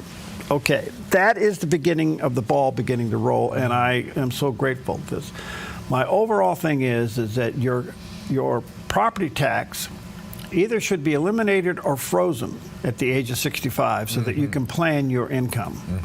Now, I was going for a property tax freeze initially, but I think in time, property tax after the age of 65 ultimately should be gone. It just makes sense. It just makes sense, Yeah. only because you have worked all your life to get there. Right. You're on a fixed income. Especially if you've paid off your mortgage, you shouldn't have to pay rent for the space that your house sits on to the government. Well, that's it. Yeah. And I understand the limit of income of $150,000, but that's creating a classification, the haves and the haves not. I don't get me wrong. If Representative Drazen was here, I'd say thank you because you're introducing the idea. Ultimately, either the taxes have to be eliminated in time, which I think would be the ultimate goal, or at least frozen. So at the age of 65, wherever you live on your permanent resident, your taxes would be frozen. You know? But reducing it 5% is fine. But why shouldn't that apply to anybody over the age of 65? It shouldn't be limited to an income level. You've got a good point. Now, so it's 5% per year, or how does it work? It's 5%. With the I don't know where the increments are. Anyway, it starts at 5%, and then it can go down another 5% if you continue to meet these qualifications until it gets down, I guess, maybe nothing. So that would meet the goal in another way. Well, if you live long enough. Let's start with 95%, and then we'll work on the other 5% later. But the idea is on the table, and I think the strategy is here. This is the best you can possibly get the door open. Right. When you're in such a heavily blue state. Sure. And I just want to say to Representative Drazen, thank you for getting the ball rolling on this topic. Absolutely, and we're seeing this trend go in other states too. Pennsylvania is looking at wiping out property taxes, as well as Florida, Governor DeSantis. So this is an idea, I think, whose time has come. Well, the American dream always hinged on owning property. That's the core of the American dream. Religious freedom and owning property are the two big things. Okay, so I think at the age of 65, you shouldn't have to pay any taxes. Sorry, that sounds like a big deal, but to your point, you want to know who owns your house? Yeah. Quit paying your mortgage or quit paying your taxes. Right. I'd like to see some of those numbers. What percentage of people who lose their property because of defaulting on property taxes? Yeah. I don't know. I don't know either. I mean, some of it could be just poor management. Don't get me wrong. And, and maybe you bring it on yourself. But those are people who maybe aren't 65. Yeah. So a lot of people get into an economic pinch and they can't do it. Well, let's face it, a lot of seniors are on fixed incomes, and prices are not going down. They're not staying the same. They are rising, and things happen in life that dwindle your funds. So the time has come. Yeah. So thank you, Representative Drazen, and keep champing. Can't wait to talk to her when she comes down in the area and grab her and talk about this. All right, let's take a look at Wall Street. A bunch of numbers bouncing around, especially with the interest rates not going anywhere yesterday. The Feds decided not to move the rates. So the Dow is responding a little bit. It's up 47 1/3 points. The Nas is up 36 1/2 points. And the Nas went up 9 1/4. So not big numbers, but it is on the green side. The president called on the Feds yesterday to lower rates, but the Feds held the rate.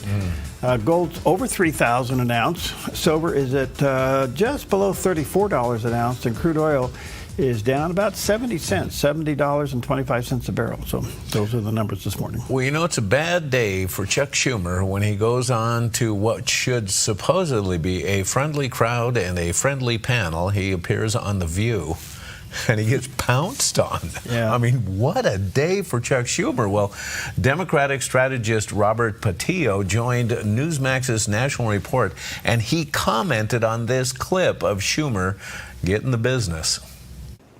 I wake up 3 in the morning sometimes so worried about the future of the country under these oligarchs. And it gives me no pleasure to say this to you because we are friends, but I think you caved. I think you and 9 other Democrats caved. I don't think you showed the fight that this party needs right now. As somebody who is influential in helping Biden's decision to step aside, do you think it might be time for you to? No. And you know what their attitude is? I made my money all by myself. How dare your government take my money from me? I don't want to pay taxes. Well, part of the group of Democrats 10 years ago that was calling for a generational shift in leadership. Part of the reason that we saw this shift from Nancy Pelosi to Hakeem Jeffries, Steny Hoyer, James Clyburn to a new generation of leadership was the pressure being put on House Democrats to bring in new blood and new life. Look, I'm old enough to remember when the Democrats were the young, cool party, when Bill Clinton was running around, jogging, eating McDonald's, playing saxophone on Arsenio Hall. And the Republican Party was the party of Bob Dole and Jack Kemp and John McCain, the old stodgy party, where people would say the next Republican nominee is the next oldest white guy in the room. Well, that has now flipped on its head, where the Democratic Party has become the old arcane party, the party of geriatrics, the party that does not have new ideas for the future. And it's time for some of these people in leadership to step aside and allow a new generation to come along. The people who were the revolutionaries of the last generation clearly do not need to be the people leading the charge into the era of AI and the era of international conflict. So yes, it's time for people like Schumer and others to pass the baton to a new generation of leadership who are ready for the fight going forward.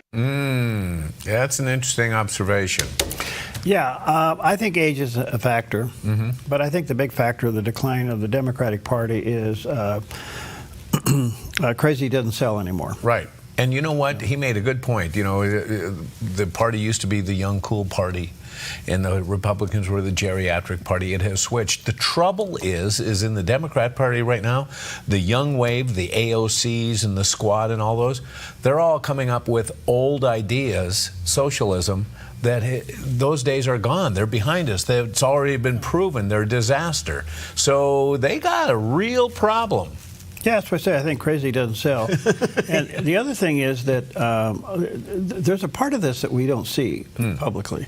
The infighting behind the scenes. Yeah. The infighting that resulted in President Biden stepping aside. You got the Obamas and the Clintons. They're fighting against each other, okay? Then you got the Chuck Schumers and all that. Yeah, these are old guards trying to find power. But they're trying to find power with the wrong ideas. They've lost connect with common sense and the common person. And they have now proven that they are an elitist group, and that if you're good enough, you can be one of us. If you act like us and talk like us, well, their message is just dead. Right. And so, and I don't say that in a gleeing way, but what's happened is America woke up and realized COVID, I think, was a huge deal. Yes. COVID realized that the government was on the edge of controlling every ounce of our life. And thank God it failed. Yeah, by a bunch of politicians who said, do as I say, not as I do. Yeah, and so when the people realize that they're being lied to, and then you got Elon Musk coming across. Now, I understand cutting people's jobs, that's very emotional, and we got to be careful about that. But exposing the rot inside that stuff and the fraud inside that stuff needs to continue.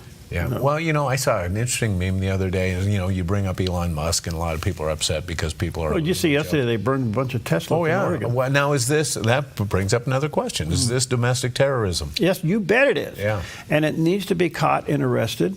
Yeah. Let me ask you this. What has Elon Musk done that's hurt people? Eliminate their job?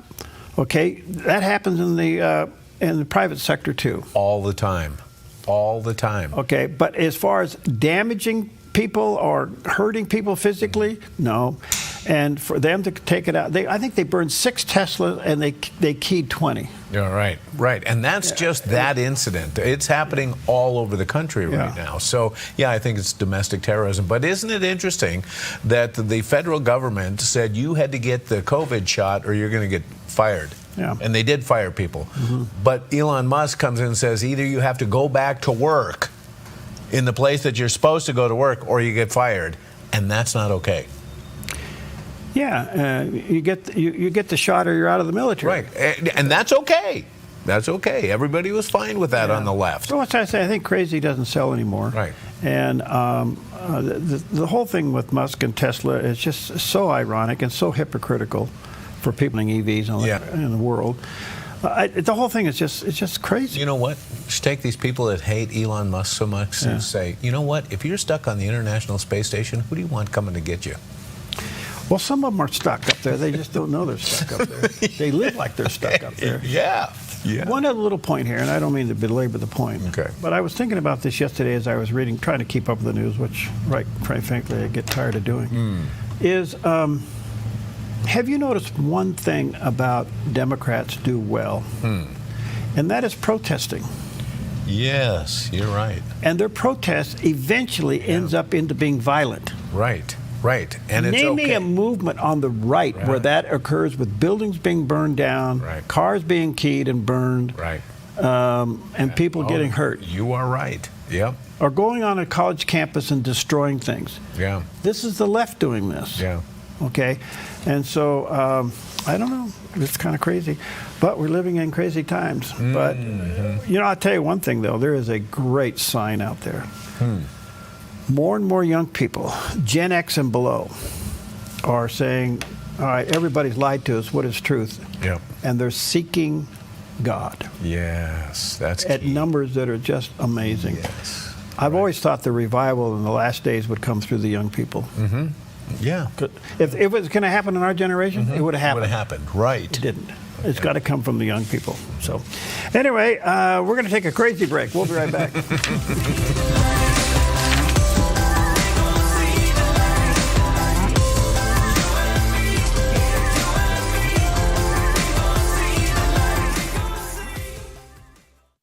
Your yard is where life happens, but it can be muddy and hard to maintain. Enjoy a maintenance-free artificial turf lawn all year round with Smart Lawn LLC. No mowing, no fertilizing, no watering. Our synthetic grass is beautiful and resilient. It's certified to be lead-free, and there's no need for pesticides. Safe for your children and pets. Smart Lawn LLC has all your artificial turf and putting green areas covered beautifully. 541-941-3538. March 21st, 22nd, and 23rd. The Southern Oregon Home and Garden Show at the Expo. Food trucks, tiny house displays, workshops, and seminars. Over 175 exhibitors. Fun for everyone. Bulls, bears, and other market beasts. How can you be sure they won't eat your investments alive? I'm Michelle Slate. Lighthouse Financial shines guiding light on retirement, investing, and insurance. As you navigate the stormy seas of investing, Lighthouse stands out as a beacon of hope, offering you wise counsel and biblically responsible investing. Lighthouse Financial. Call us today, 541-494-1034. In the heart of the Rogue Valley, RVTD connects us all, not just through miles traveled, but also through time. Today, RVTD moves with the pulse of the Rogue Valley. More than just a bus ride, it's a lifeline for workers, students, and families, ensuring access for all to jobs, schools, and essential services. Rogue Valley Transportation District, celebrating 50 years of moving our community forward. It's the Southern Oregon Home and Garden Show, March 21st, 22nd, and 23rd at the Expo. Over 175 home, office, and garden exhibits, something for everyone. Hosted by the Builders Association of Southern Oregon.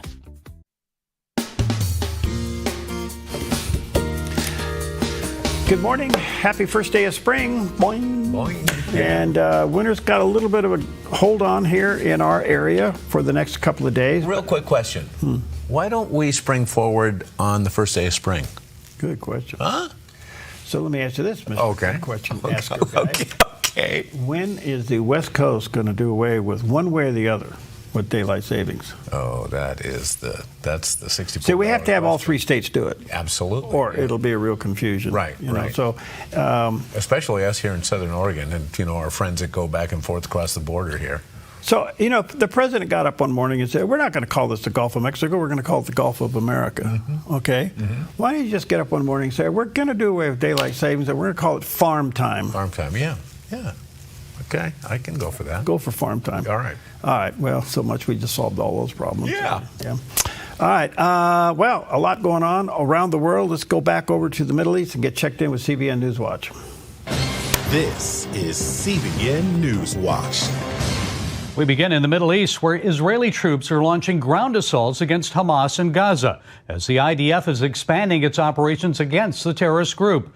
Those attacks come as the Security Cabinet held an emergency meeting to consider signs that Hamas was preparing another October 7th style attack on the Jewish state. CBN Middle East Bureau Chief Chris Mitchell brings us that story from Jerusalem. Israeli troops are rolling back into Gaza. retaking areas they once controlled. IDF Sergeant Major Chaim Mailspin told CBN's Raj Nir Hamas and other terror groups were using the ceasefire to prepare for another invasion of Israel.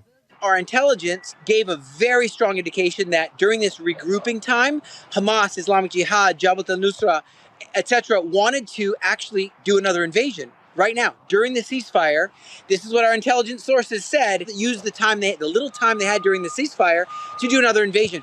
The IDF is pleading with civilians to get out of the combat zones. Yesterday, the Israeli army dropped leaflets asking us to evacuate the area in Beit Hanun.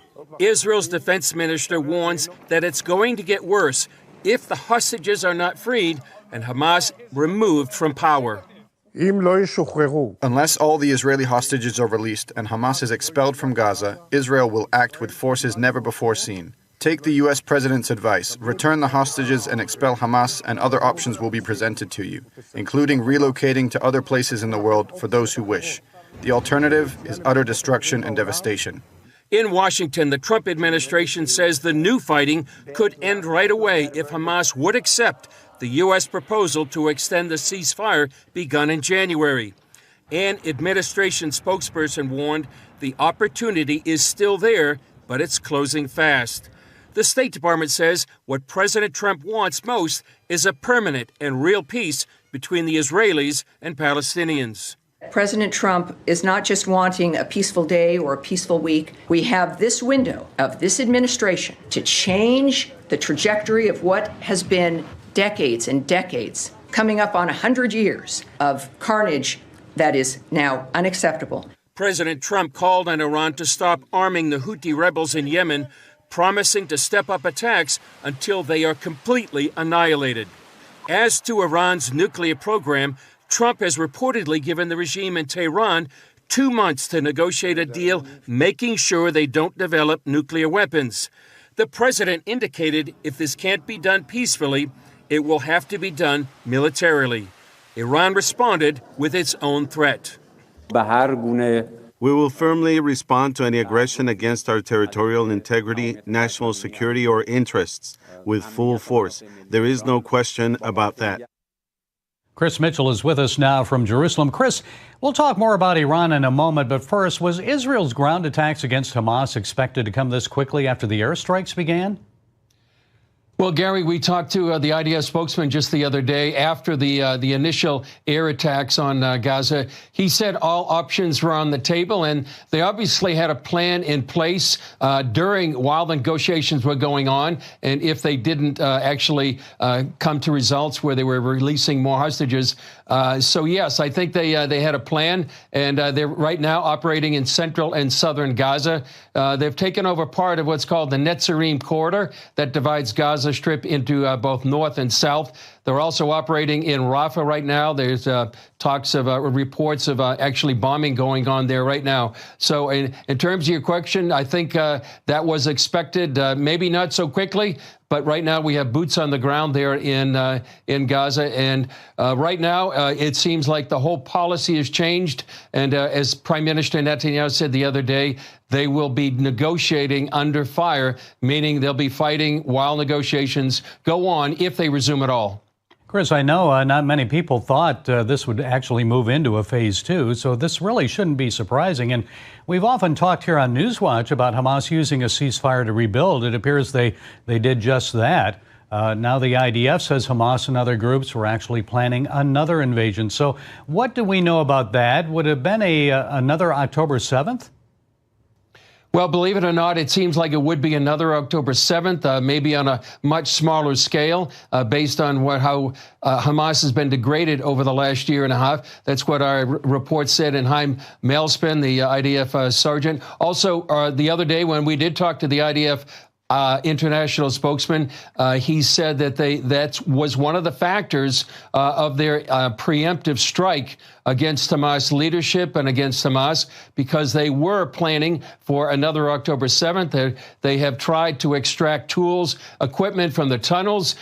Believe it or not, they resumed rocket manufacturing, and they also searched for missiles under the rubble. So during this time, the ceasefire, they were restructuring their military and also recruiting more fighters into the fight for another possible October 7th. Hard to believe, Gary, when you think of all the destruction in Gaza and knowing the firepower that Israel has, and yet they continue to try to do what they can to destroy Israel. Well, the big factor is the United States has now got Israel's back, so the pressure is on in all directions. Imagine if they tried to pull off another October 7th and took more hostages. Yeah. Oh, man. Yeah, well, you know, the threat of it in itself is clear. Yeah. All right, good morning to you. Happy first day of spring, but it's not acting like it, according to this guy right here. With another system bringing valley rain, mountain snow, and gusty winds, today in northern Oregon and southern Washington, rainy and breezy with daytime highs in the low 50s for Vancouver, Portland, Wilsonville, and McMinnville, with a southwest wind gusting up to 21 miles per hour. Rainy and breezy conditions continue as we move down the Willamette Valley, with daytime high temperatures near 50 in Salem, 49 in Albany, and near 48 for Corvallis and Eugene, with lows in the mid-40s. In central Oregon, a chance of rain and snow in upper 40s in Prineville, breezy with a chance of snow, then rain in Bend with a high near 45 in Sun River near 41. Over in Boise, Idaho, a chance of rain and snow in low 50s. Along the Oregon coast, rain with a high near 51 in Coos Bay, rainy and breezy in upper 40s to low 50s for Port Orford, Brookings, and Crescent City, California, with a south wind gusting up to 29 miles per hour. In southern Oregon, rain with daytime highs in the upper 40s to low 50s for Grants Pass and Medford, a chance of snow and rain in near 49 in Ashland. In the Klamath Basin, a chance of snow, rain, and breezy in low 40s. Into northern California, a slight chance of rain in upper 40s in Wairika, partly to mostly sunny with highs near 58 in Redding and 62 in Chico. In Sacramento, decreasing clouds becoming sunny and near 63.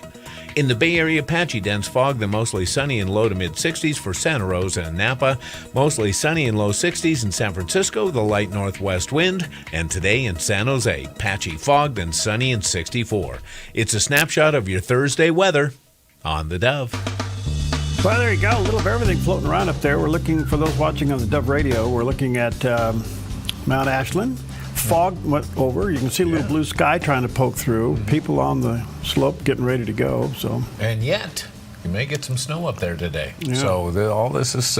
it's chilly up there, 21 It is, and which is a good thing, but certainly the weather in flux as we start our first day of spring. So how are you on do-it-yourself projects? And where do you get your expertise on your do-it-yourself? I mean, I think it's no secret these days. Most of us are going to YouTube. Well, sometimes my family thinks I'm pretty smart. Well, don't tell them you're going to YouTube. Okay, well. You know, that's the first. Pam says, honey, I need this thing done. You know, just go check it out on YouTube. I go, wait a minute. Yeah. Wait a minute. What makes you think I can't do this on my own? Well, every other project you do, you go to YouTube. Yeah, well, there you go. And rightly so. So, because we can learn a lot from a lot of those videos. And a quick-thinking 9-year-old boy in North Carolina did exactly that to help save a friend who was choking. Jason Branch was playing basketball with his friend Danye Moore, age 7, at the Raleigh Oak Charter School when a surveillance video shows the younger boy starting to choke. So last week, we were playing basketball, and he ate a granola bar, and then we started playing longer until he started choking. He added, so I just did my thing, which was a Heimlich. The school's surveillance footage shows the older boy reaching around the second grader's body to perform 2 compressions, allowing him to expel the food and breathe properly. The older boy revealed that he learned the life-saving maneuver from a YouTube video, adding that he was inspired to learn it after watching a teacher use the method to help another student who was choking. Teachers and parents have applauded his heroic actions. Eric Johnson, the executive director of the school, said, "We teach our kids to take care of each other, so this is really just a prime example of that. Jason just jumped into action so quickly, we're really proud of him." The boys' parents were also impressed, especially after watching the video. The second grader's mother, Aja Moore, said she's thankful that he's okay. Great reaction there. And it was funny how kids react. You know, if one of us almost choked to death, we'd be sitting off to the side going, oh, man, I can't believe it. Well, they just kept on playing the ball game. He gets rid of the thing and clears his airwave, says, okay, you're out. Good stuff. Good stuff. Charles Spurgeon is one of the great evangelists of the past. He was the founding pastor of the Metropolitan Tabernacle in London. Quite a guy, if you read any of his literature. I just got through reading a commentary about how he battled with depression. Quite a story there. But he wrote a series called Mornings and Evenings. And then in this particular verse, he talks about you're not alone in your trials. We must, through much tribulation, enter into the kingdom of God. Acts 14, verse 22. God's people have their trials. It was never designed by God when he chose his people that they should be an untried people. They were chosen in the furnace of affliction. They were never chosen to worldly peace and earthly joy. Freedom from sickness and the pains of mortality was never promised them. But when their Lord drew up the charter of privileges, he included chastisements amongst the things to which they should inevitably be heirs. Trials are a part of our lot. They were predestinated for us in Christ's last legacy. So surely as the stars are fashioned by his hands and their orbits fixed by him, so surely are our trials allotted to us. He has ordained their season and their place, their intensity and the effect they shall have upon us. Good men must never expect to escape troubles. If they do, they will be disappointed, for none of their predecessors have been without them. Mark the patience of Job. Remember Abraham, for he had his trials, and by his faith under them, he became the father of the faithful. Note well the biographies of all the patriarchs, prophets, apostles, and martyrs, and you shall discover none of those whom God made vessels of mercy who are not made to pass through the fire of affliction. It is ordained of old that the cross of trouble should be engraved on every vessel of mercy, as the royal mark whereby the king's vessels of honor are distinguished. But although tribulation is thus the path of God's children, they have the comfort of knowing that their master has traversed it before them. They have his presence and sympathy to cheer them, his grace to support them, and his example to teach them how to endure. And when they reach the kingdom, it will more than make amends for the much tribulation through which they passed to enter it. Wow. Well, he was quite the thinker, quite the writer. His life was amazing, and yet he battled deep depression. Pretty interesting stuff. All right, we'll take a quick raviola break.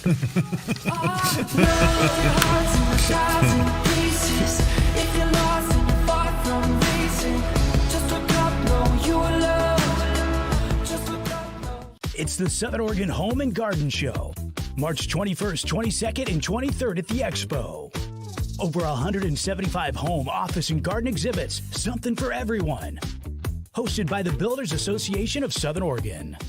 Spring is around the corner and summer is on its way. With fire danger biting at its heels, flammable blackberries and underbrush will grow like gangbusters and sprout fire danger in no time. A wise property owner knows the best time to take care of fire danger is to extinguish it before it gets started. GMV Forestry, LLC can help you protect your property with adequate fire brush clearing to fireproof a zone around your precious property. With over 35 years experience, GMV Forestry LLC has the knowledge, experience, and all the equipment you need to get the job done right, offering a wide variety of services like mulching, field mowing, snow removal, driveway clearing, ditch cleaning, gravel delivery and spreading, driveway sweeping, logging, and more. GMV Forestry LLC does it all, and they do it right. GMV Forestry LLC, the team you can trust. 541-660-6445. 541-660-6445.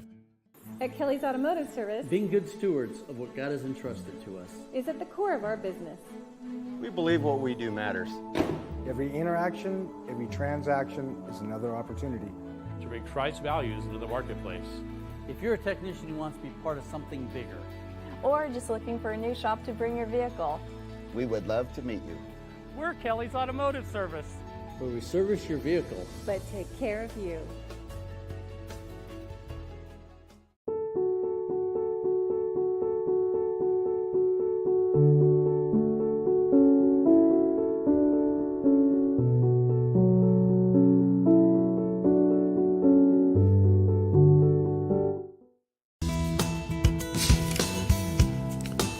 All right, good morning to you. 10 minutes before the hour on a beautiful first day of spring where we have some remnants of winter, remnants of spring. We got it all mixed together out there. Good morning to you. Well, yesterday I had Jonathan Tobin on. He's quite the guy. He writes for some great articles, and he's part of the Jerusalem News Syndicate as well. And I said, isn't it interesting, Jonathan, that at the end of the day, with everything that's been going on in the Middle East, and all the attacks, you got the Houthis, you got the Hezbollah, you've got the Hamas, and you got Iran itself, and now you got all the questions going on with Syria, that Israel is still standing strong. And here's what he had to say. As a journalist, I deal in what is, I like to think, my priority is to report and comment on the things that are happening and not to engage in magical thinking. But the truth is, I've always been, a short-term pessimist, long-term optimist. Israel, I have perfect faith, as we would say in Hebrew, emunah shalema, perfect faith that Israel will survive and thrive and go on with God's help. It survived tough times, difficult allies, unfaithful allies, and people like Barack Obama and Joe Biden. It is being strengthened by the support it gets from Donald Trump and from his government and from the vast majority of the American people. But it will survive. It is still standing. People have been predicting its demise since since the modern state of Israel was reborn in 1948. It's going nowhere. The Zionist visionary Zev Jabotinsky wrote 100 years ago that the Jewish people would survive, the Zionist project would thrive through the building of an iron wall that would convince its enemies that it cannot be defeated. That iron wall was shaken on October 7th, but it is still standing. Israel isn't going anywhere. Israel will not be defeated by Hamas, by Iran, by Barack Obama or Joe Biden or all the leftists at all the college campuses in this country or anywhere else in the world. Israel's going nowhere. And its enemies are going to have to learn to live with it. And that's the way it's going to be. And with God's help, that will continue. There's only one item in the world that proves what he just said. The Bible. Yeah. It's the only thing out there that backs up what he says. And there's a lot of predictions and a lot of wannabes and has-beens and all that. But when you look at the history of Israel, biblically, it explains everything. But you can't look at the history of Israel without referring to the Bible. It doesn't exist. So it's pretty, I enjoyed talking to him. He's a good guy. I got Dr. Charles Cameradata with us coming up, former astronaut. Oh, okay. So we'll talk to him about what happened up there. Yeah. And is SpaceX due to be the next, Uber? Yeah. I want you to talk to him about Suni Williams. I'm reading a report here that says Suni Williams, in her almost 10 months up there, got into a routine. Every morning at 5:30 a.m. Greenwich Mean Time, she arose and did a 2-hour workout trying to prevent the amount of muscle, bone loss, and all that stuff that was going on, and she's on a routine. So I'd like to hear a little bit more about what she was doing. Okay, and Dr. Gene Getz, the doctor. And excuse me for interrupting there. We can't interrupt Dr. Gene Getz. Well, he's a doctor of comedy. He is, without a doubt. Well, for a very specific reason, it was on this day in history that the birth of a new political party took place in the United States. By the 1850s, the American political party system had been dominated by Whigs and Democrats for decades. But on March 20th, 1854, in a small schoolhouse in Ripon, Wisconsin, the air was thick with tension. The Kansas-Nebraska Act threatened to spread slavery westward, and Alvin E. Beauvais, a fiery Whig activist, slammed his fist on the table. He declared, "We cannot stand by while slavery infects new territories." Murmurs of agreement filled the room. Men who once called themselves Whigs, future giants like Abraham Lincoln, Rutherford B. Hayes, Chester A. Arthur, and Benjamin Harrison knew their party was crumbling. It's time for something new, Lincoln said, a party that stands against the spread of slavery. By the end of the night, a decision was made. They would form a new political force, the Republican Party, dedicated to freedom. The movement spread like wildfire, setting the stage for a battle that would shape the nation's future. It's interesting to me. That party was started specifically to combat slavery in the United States. One of their key leaders, Abraham Lincoln, has been high on the list of cancel culture in our modern society. Mm-hmm. It is stunning to see how little the current generations know about history. Some historians still think Abraham Lincoln, in a roundabout way, was a traitor. Really? Yeah. So you kind of have to weigh your odds on that. But the problem is, or the point is that it was under him that the Republican Party started. Mm-hmm. Most Republican central committees in the counties throughout the United States will have what they call a Lincoln Day dinner. It's usually in and around where his birthday is, mm-hmm. to celebrate him and to celebrate the birth of the Republican Party.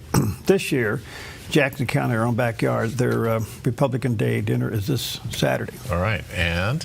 Well, I've been given an hour to give the invocation. Can you get it in an hour? I'll squeeze it. Okay.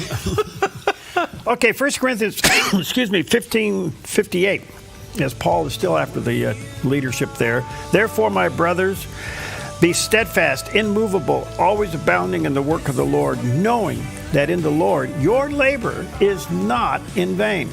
There's a promise for you. Take it with you. Get on. Oh, look at that. Beautiful Mount Ashland this morning. Yahoo. Hold on. No, you can't go. Come on, man.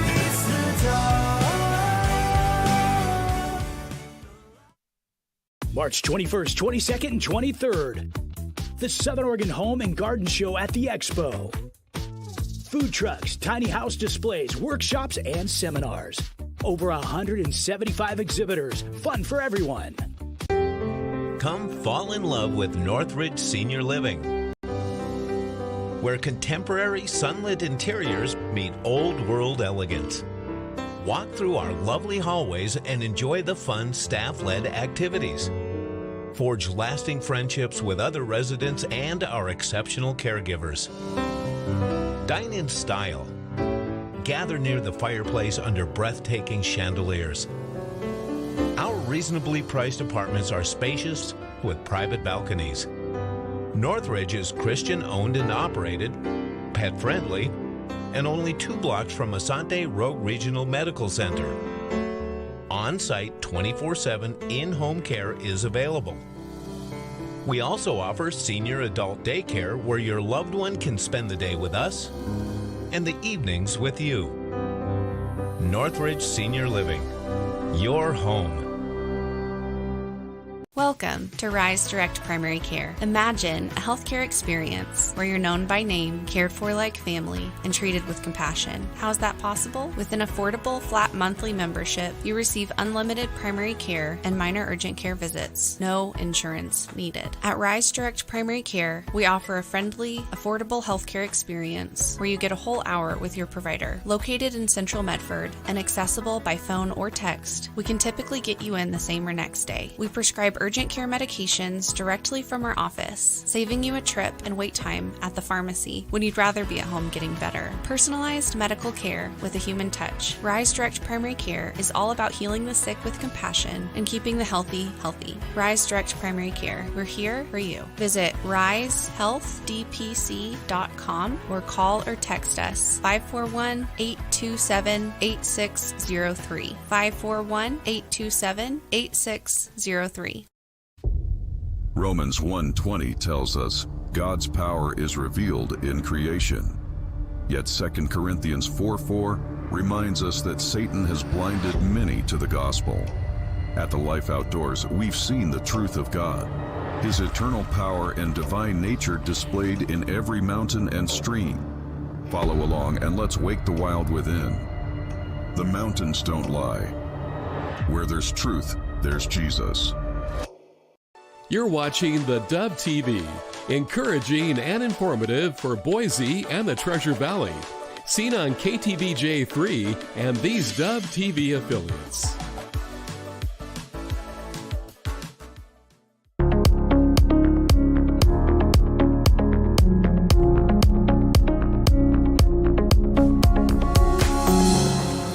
Welcome to Focus Today. I'm your host, Perry Atkinson. I think this past week we all watched with intense interest the rescue mission of SpaceX going up and getting the astronauts and bringing them home. What an honor today to have with us Dr. Charles Kamada. He is the former NASA astronaut, research engineer, inventor, and author of Mission Out of Control. He was selected as an astronaut in 1996. He flew NASA's return to flight mission following the Columbia disaster. With over 45 years at NASA, he's earned over 20 national and international awards, including the NASA Space Flight Medal and the introduction into the Air and Space Cradle of Aviation's Museum Hall of Fame. He is the founder and the CEO of the Epic Education Foundation and president of Leading Edge Enterprises, LLC, which is an aerospace engineering and education consultancy. He does have a website, missionoutofcontrolbook.com, and there's the picture of the landing page as well as a picture of the cover of the book. So, Dr. Kamada, good to see you. How are you, friend?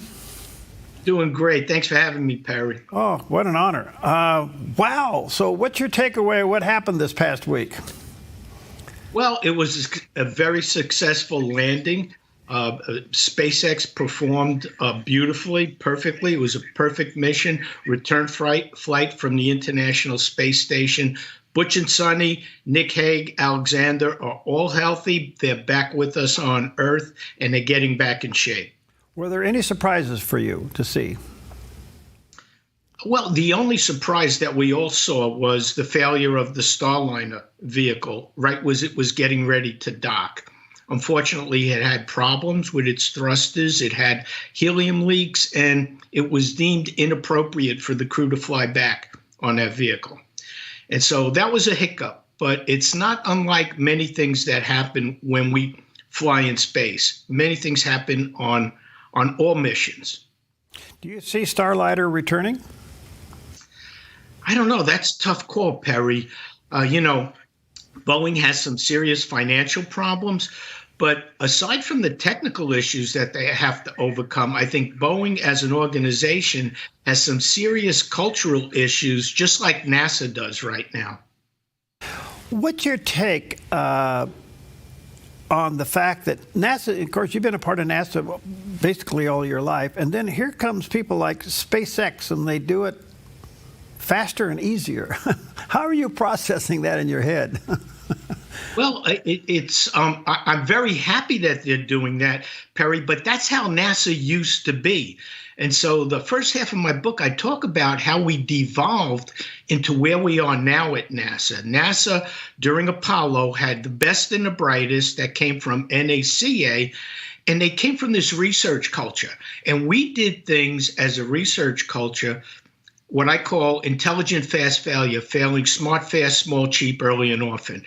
And when I look at with Elon Musk, and I was asked this when I was on a panel at Berkeley, California, way back when, a student said, how come NASA isn't like SpaceX? And I said, NASA was SpaceX 50 years ago. So what happened, Coach? What happened? They just get too many bureaucrats? What happened? Absolutely. It became very bureaucratic. NACA, the National Advisory Committee for Aeronautics, started out with 3 small research centers at Glenn in Ohio, Langley in Virginia, at Ames in California. And we did advanced research to make our aircraft industry the best in the world, always looking at far-term research. When Apollo happened, things started to grow exponentially, large budgets, a lot of bureaucracy. Eventually, people stopped paying attention and funding research at NASA. Over 30 years ago, we started promoting managers that didn't have the technical expertise, started making bad decisions, just like what's happening at Boeing right now. So, do we need NASA? I think we do. I think it's very important because what I've learned over my 46 years at NASA is that we cannot depend on industry to do the far-term research. They love to do the near-term research. They're looking for the fast buck to satisfy their investors. We need the government to look at what's the next great thing that we need to be doing. What's the next advance in propulsion to get us deeper into the universe, et cetera. And I think that needs to be funded, just like it was during the aircraft industry. And then we form these strong partnerships with industry, and we make them the best in the world.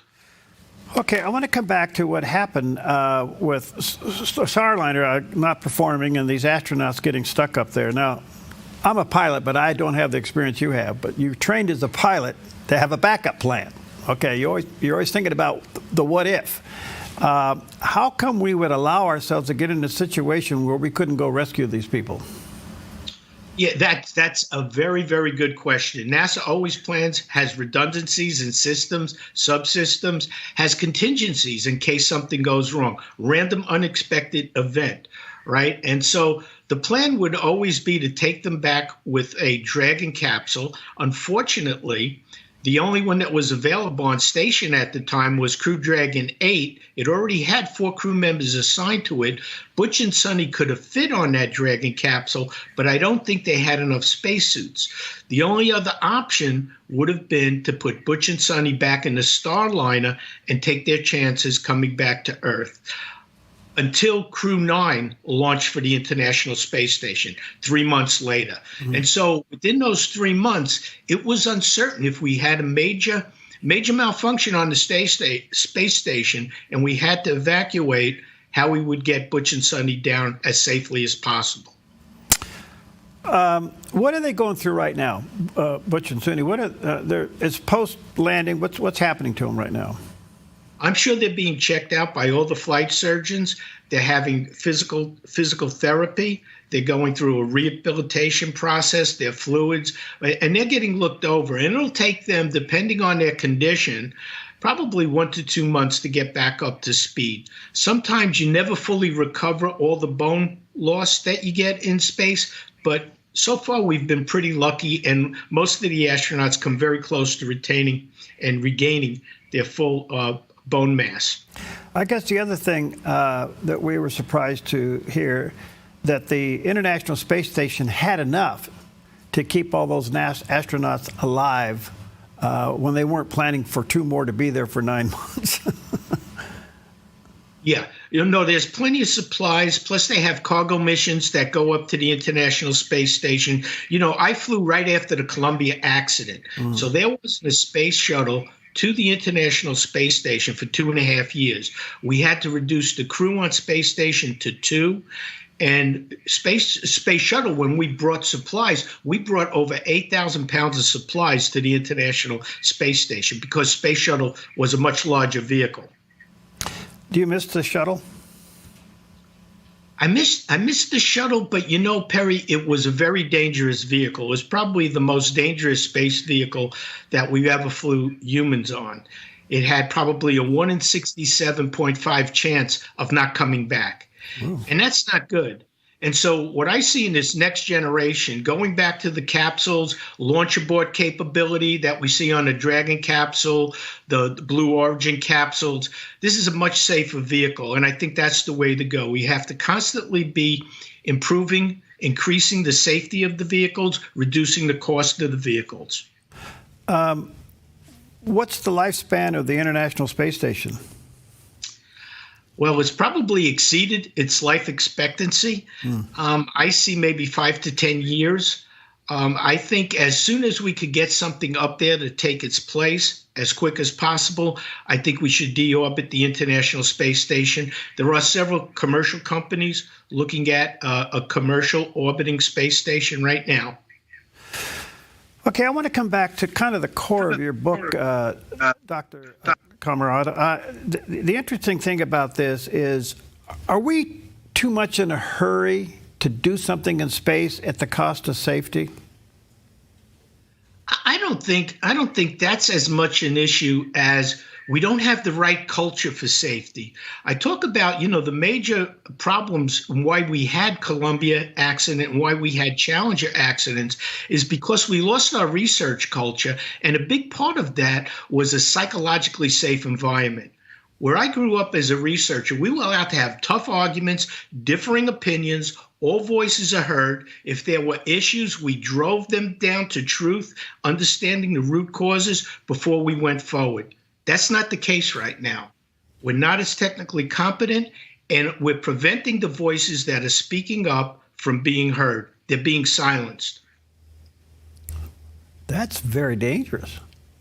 Yeah, unfortunately, the first half of my book, I have to talk about how ugly it is, because even though I had 22 years as a research engineer at NASA before I became an astronaut, especially focused in the thermal protection systems, when I came back and was director of engineering and stood up and said we were unsafe to fly the next mission, they reassigned me and they tried to silence my voice, which is kind of crazy. Wow, I got to process that. So, what's the hurry? What do you think is on the agenda? What do they want to do now? It's all about production pressure. A lot of it is driven by political. We're trying to maintain our schedule and budget. We're trying to do great things so that we continue to get funding to NASA. And so this political pressure is driving what Diane Vaughan calls a production culture, forcing people to be on schedule and budget, pushing the engineers. And when you have a disproportionate power, when the program managers that have the money are so much more powerful than the engineers, their voices get canceled and bad things happen. Okay, so I guess I'm still pushing for the answer. So if it's pressure to be on schedule and on budget, to do what? To like in our case, when we were training as astronauts, it was to complete the building of the space station. We promised we would have the space station built on schedule and budget, and it was years delayed by years and over budget by a lot. And so now we're trying to go back to the moon. And so look how far behind we are in our schedule in trying to get us to the moon and how much more it's costing us. We have to sell that to Congress every year. Every 4 years, we have administration changes. And so we're making some very bad decisions right now, even with our moon rocket. So how much was a setback on the agenda when you have another private company using SpaceX to deliver a lunar landing?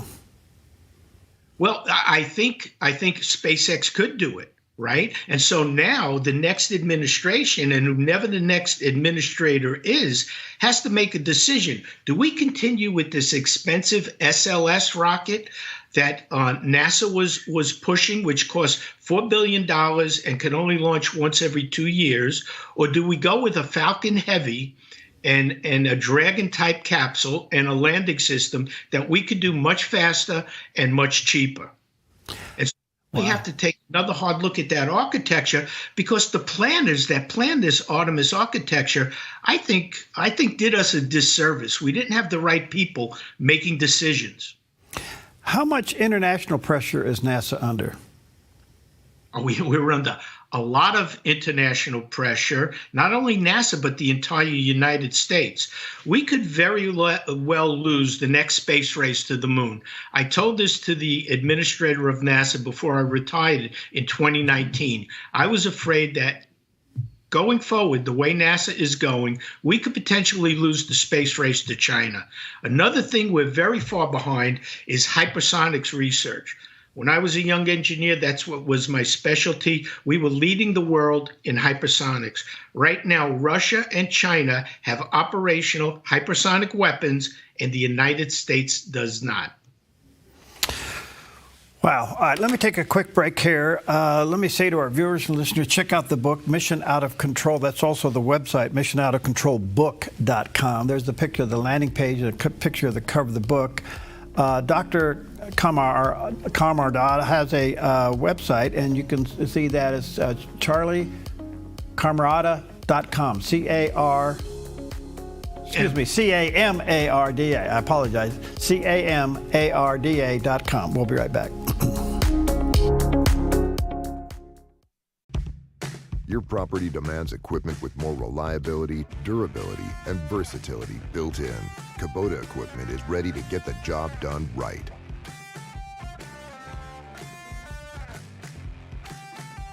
With the words, "Behold, a sower went out to sow," Jesus begins the legendary Matthew 13 parable of the sower about God's word and draws attention to the need for good soil in order to bear fruit.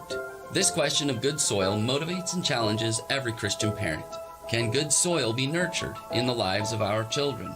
A similar question was asked by the ancient Greeks concerning virtue. Drawing upon classical traditions like the Trivium and the liberal arts, classical Christian schools are coming alongside Christian parents to do just that, nurture good soil and virtue. Now in our 8th year serving Jackson County, Knox Academy, the Rogue Valley's own K-12 classical Christian school, is relocating to downtown Medford in order to better assist parents as they educate their children. We are currently enrolling students for the 25-26 school year. Visit us at knoxmedford.com for more information. Invest in a future with a strong connection to the past for good soil, deep roots, and fruit at knoxmedford.com. Finding that next great series to binge watch is fun, but your neck, shoulders, and body don't count that as me time.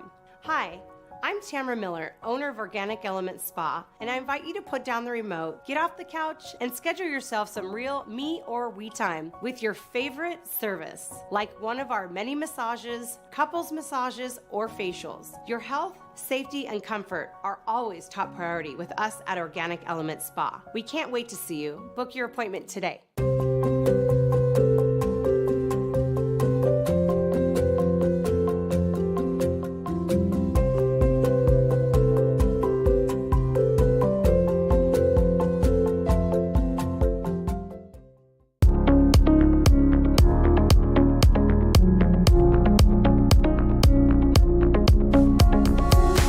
Okay, welcome back. What an honor to have with us today Dr. Charles Camarda. He is a former NASA astronaut. A book you need to get a hold of, Mission Out of Control. It's also at a website, missionoutofcontrolbook.com. There's a picture of the landing site and the book. Certainly well experienced and been selected as an astronaut back in '96. And he flew on the return to flight mission, which was following the Columbia disaster. Dr. Camarda, were you nervous about that first flight? Actually, surprisingly, Perry, I wasn't nervous.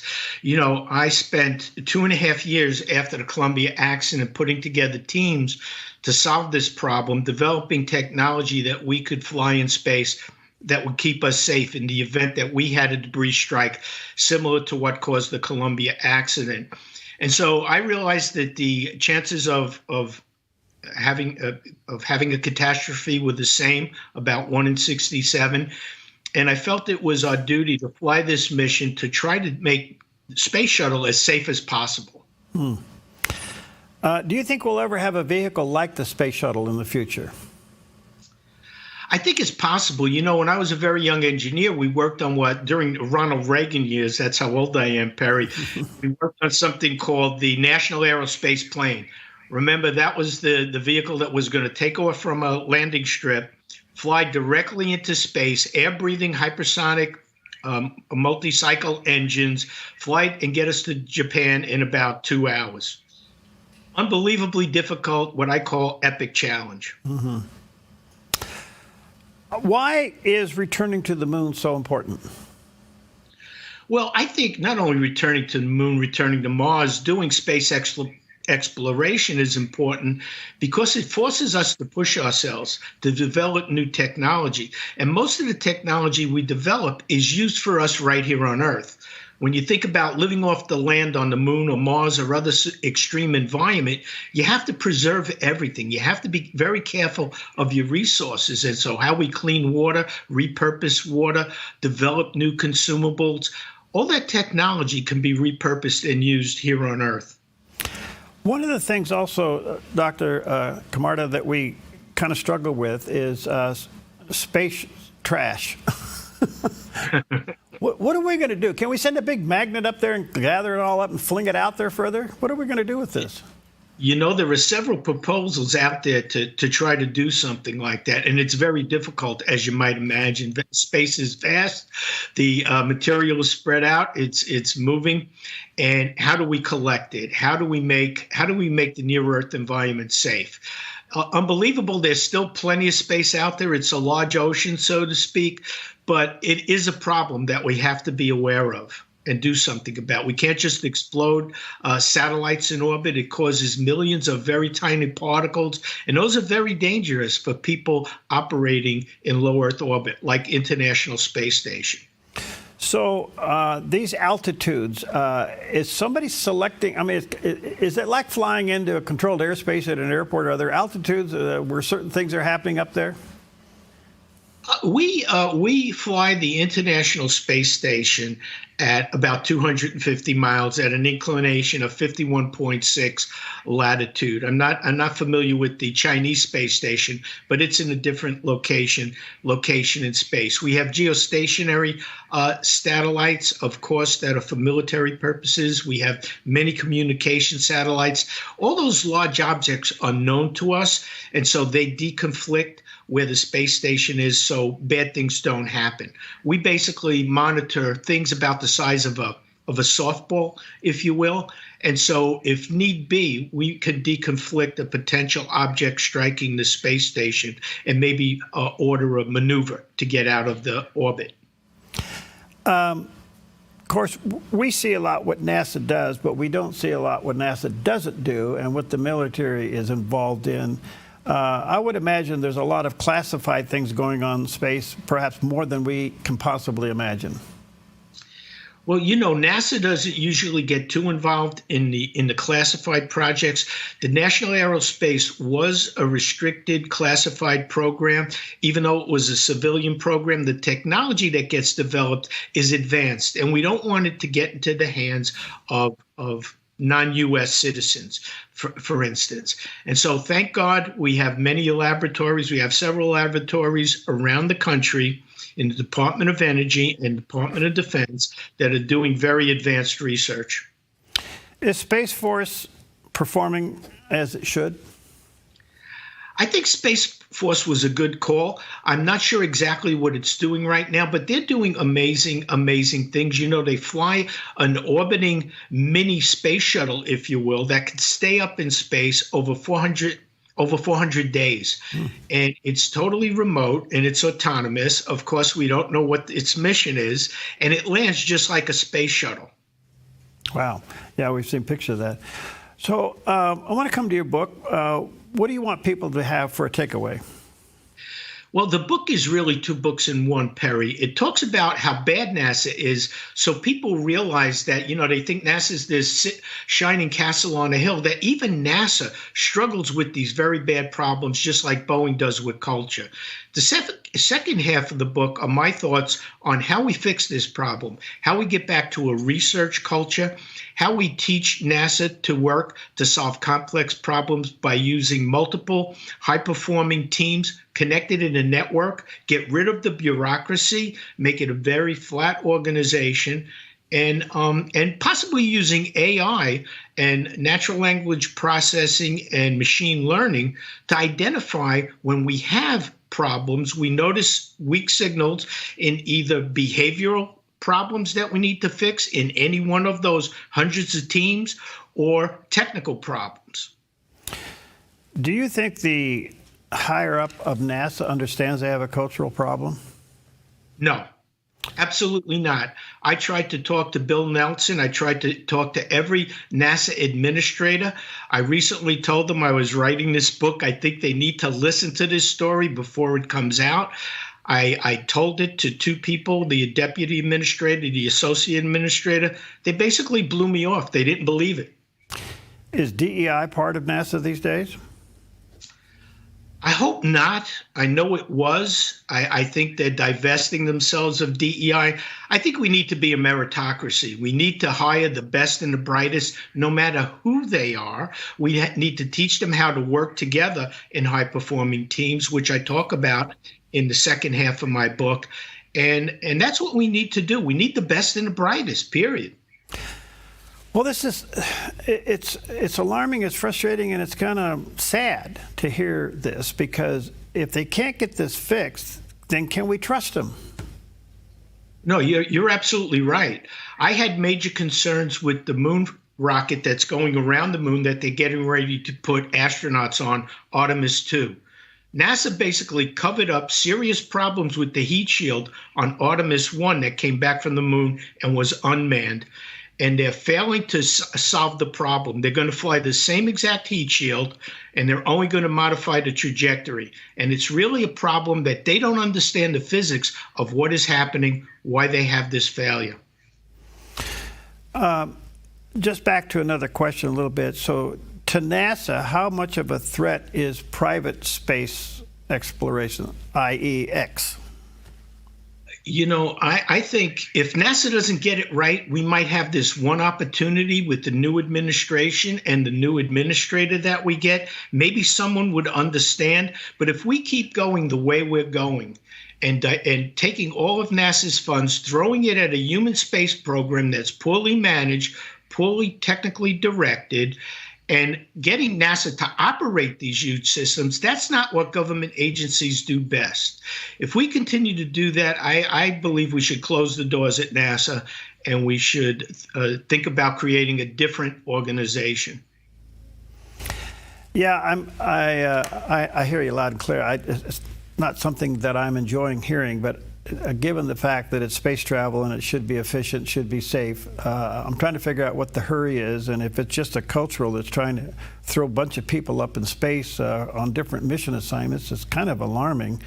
I was even looking at Bezos taking people to the edge of space and back down. Are we playing around with something here? No, I think it's great that commercial companies are doing this. You look at what SpaceX did with their Polaris Dawn. They put it in a very highly elliptical orbit. They put astronauts further out than we've been since Apollo. And they're conducting real science on these missions. They're training astronauts. When you think about it, this is the way that the aircraft industry went. Private industry should be going this way. They should be designing spacecraft. They should be flying humans in space, just like the aircraft industry does. And NASA should be conducting the research to make it safe, to make it as effective and efficient as possible. Well, Dr. Camarda, you're an inspiration. Thank you for your time. We value a great deal. Thank you for your service. Let's stay connected. This is fascinating. Let me say to our viewers and listeners, pick up a copy of this called Mission Out of Control. There's a picture of the book. That's also the landing page, missionoutofcontrolbook.com. And he also has a landing site, or excuse me, his own website, charliecamarda.com as well. Check that out. Thank you, sir. You're a blessing. Thank you. Thanks for having me, Perry. Great questions. Thank you.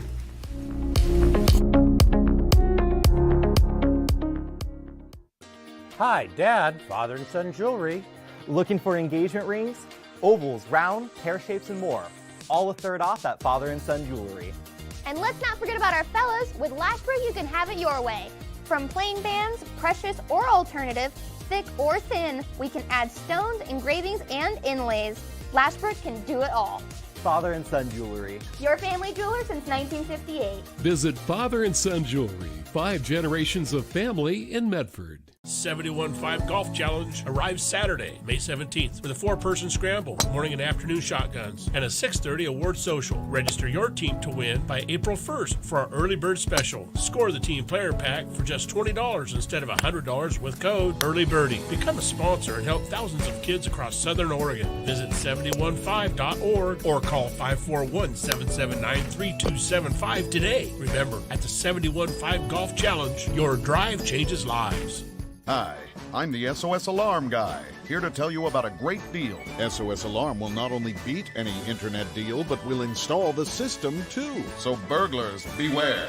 SOS Alarm for security and beyond.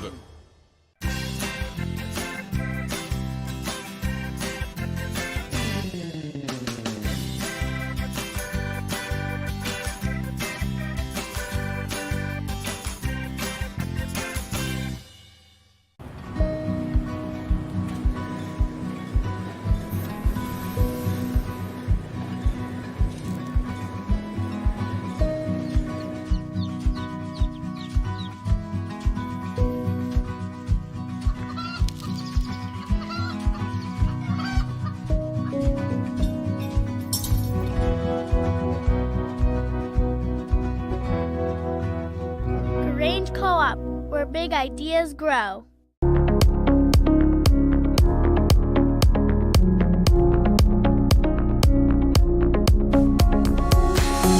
Well, welcome back, and always an honor to have with us one of these right here, which is a great resource of our day, a Bible that has over 1,500 QR codes from Genesis to Revelation. And if you have a QR reader on your phone or on your tablet, you can run your QR reader over one of these QR codes in the Bible, and Dr. Getz pops up and he walks you through the principle of that scripture. All of these have been redone into high definition, top quality all the way around. You can go to BiblePrinciples.org. You can get the Bible or download the app there. I do know here in Southern Oregon, our local bookstores carry this Bible, and a lot of people have come to really appreciate it. So, Dr. Gene, good to see you, friend. How are you, man? Hey, I'm doing great. Yeah. You're wonderful. Listen, I just got word that you gave the opening prayer at the Texas Senate the other day. Yesterday. Yeah. Yesterday. Wow. Yesterday. Actually, there are several things that happened. Perry, I think you'll be interested in. The invitation came to me to do the opening prayer to open the session, but there are a couple other pieces to the story, and that is that one of the senators, Brent Hagenbu, has a very interesting story in that years ago he moved from California to Texas because of my book, Measure of a Man. And once he came to Texas, he attended our church, started a trucking company. And he was so impressed with the qualifications of there in Timothy and Titus that he started his trucking company and called it Titus Trucking. He has about 600 trucks that go all over the United States. But anyway, he invited me to come to the Senate floor, made a resolution in appreciation of that book, The Measure of Man. And they gave out to every senator a copy of Measure of a Man. But the other side of the story is there's another senator, Phil King, that we've had a relationship with for some time. And they gave out to every senator yesterday a copy of my Life Essentials Bible. And Phil King actually stood up and explained it to the whole Senate in terms of the QR codes and how to use them and so forth. So it was a wonderful experience. I was deeply honored to be there with my wife, Elaine. But the other interesting thing is that Phil introduced a bill which was passed last night, 20-11, in the Senate, that the 10 Commandments are to be displayed on every classroom in the state of Texas. And that was passed last night, 20-11. So yesterday was an exciting experience, my first time to be on the Senate floor and, of course, to pray. And I'm just amazed at the number of believers that came up after the presentation and huddled around me, and we had pictures taken, the number of believers in the Senate. And obviously, to pass that bill 20-11 is pretty significant. So it was a fun day yesterday. Well, Gene, that is what an outstanding story. So, did it come from the House, go to the Senate, now it goes to the governor for signature? I think it goes. Yeah, I think it's up for signature. Frankly, now I don't have all the specifics on that, except I did check this morning. I knew that Senator Phil King has been working on this bill for quite some time, and it has passed, but it had a final passage last night, 20-11. Oh. So I think it's a done deal. You know, this is what an honor. And nobody more deserving than you to be there to do that. That is absolutely terrific. Proud of you, my friend. So proud of you. It was so exciting.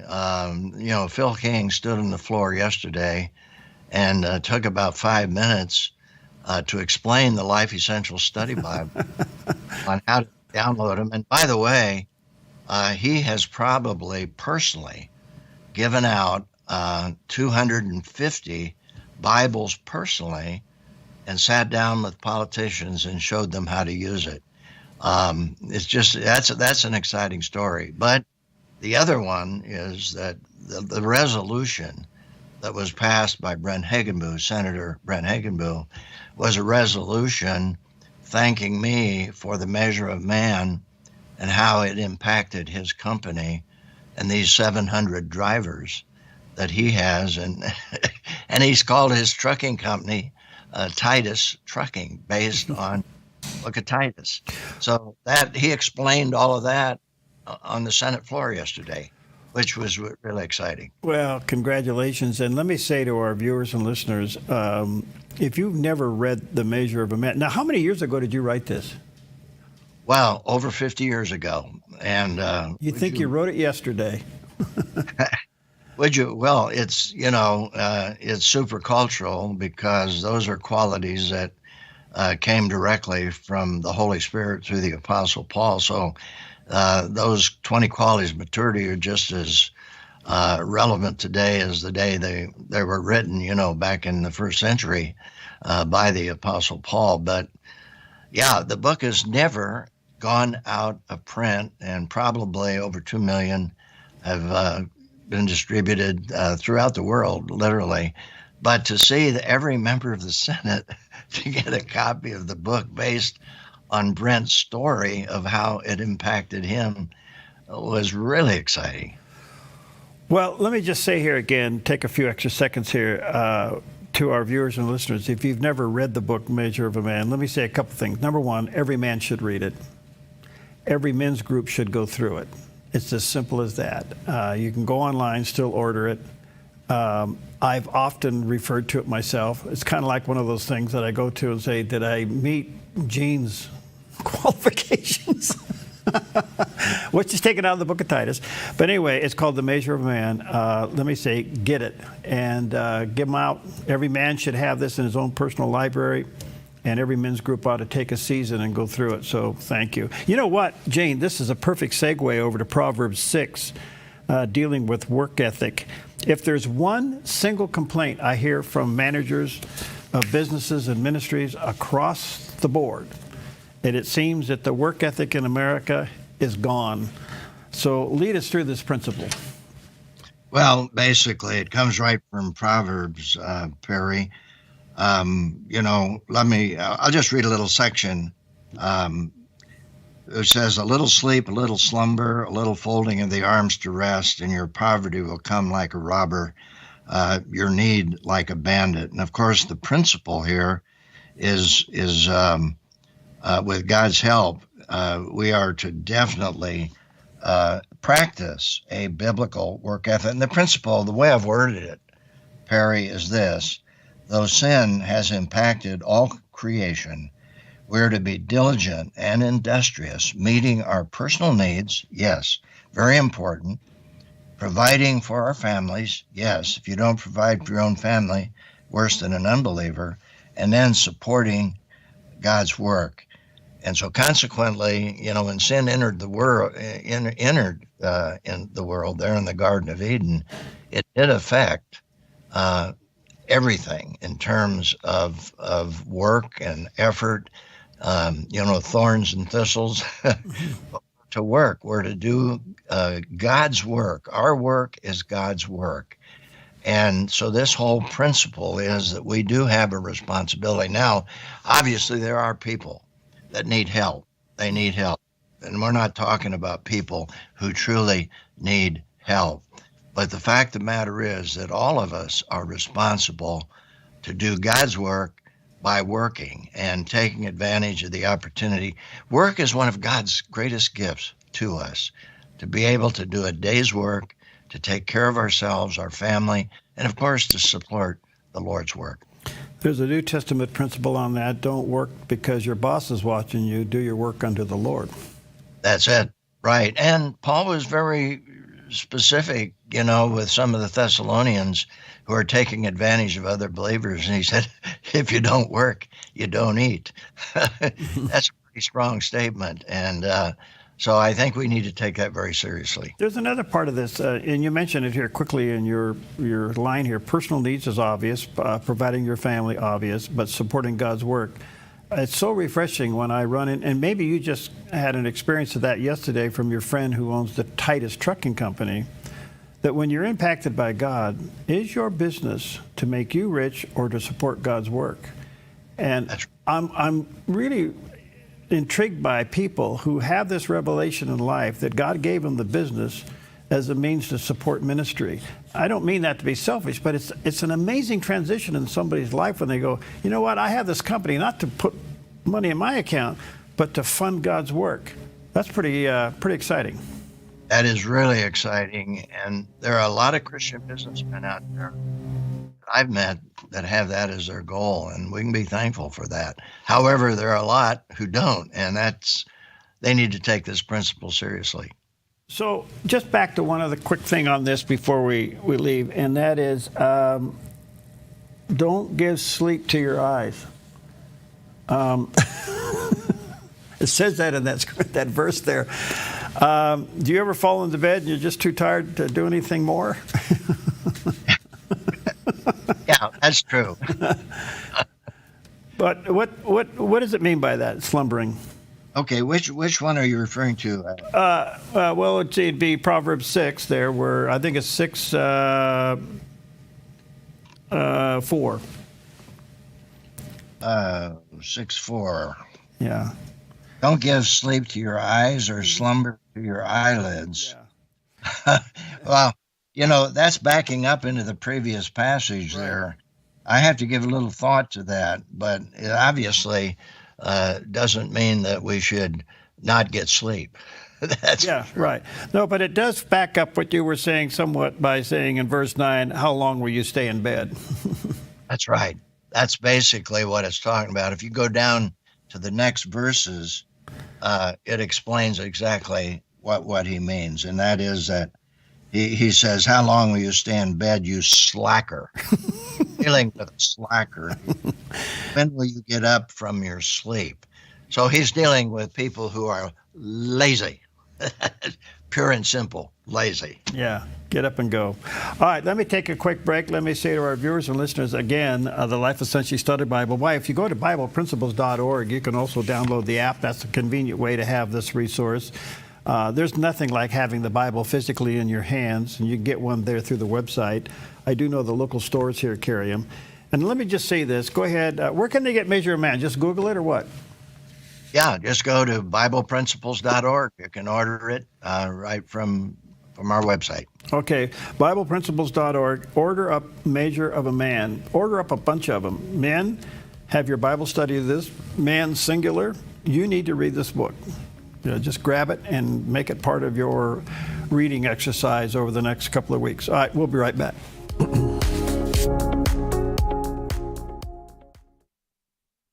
Thousands of satisfied customers make Jim Clark's Consignment Country the most recommended RV consignment lot on the West Coast. Even dealers recommend us. That success comes from dealing with only the cleanest pre-owned RVs at the best prices, no high-pressured salespeople, and treating customers with respect. And we've been doing this in the same location for over 40 years. Before you buy or sell your RV, see why so many satisfied customers recommend Jim Clark's Consignment Country. Family owned and operated at 1630 Rogue River Highway in Grants Pass. By the time I fully got diagnosed, it had become chronic Lyme disease. And I can honestly say I hit rock bottom. I got to the point where I could barely get out of bed, couldn't think right, couldn't talk right. You start to just think, is this the way the rest of life is going to be? I finally had to learn to just kind of let go and just say, God, help me today. Will you do something today? Because I can't. Watch the 700 Club, Thursday morning at 11 on the Dove TV. Attention golf lovers and local supporters. Join Rogue Valley Habitat for Humanity's inaugural golf tournament Friday, April 25th at Centennial Golf Course in Medford. 4-person scramble with 9 a.m. shotgun start. $600. Get your dream team, the full VIP treatment, greens, fees, carts, prizes, tournament gear, and banquet tickets. Register by March 1st for our early bird special, a free team player pack worth $100. Time to show off those skills while helping local families achieve affordable homeownership. Register at roguevalleyhabitat.org or call 541-261-3520. Show. Hello, my name is Todd Friel, host of Wretched TV, seen right here on Dove TV. You say wretched. Does this have something to do with cats and fur balls? No, it doesn't. Instead, it's understanding we are wretched sinners in need of an amazing Savior.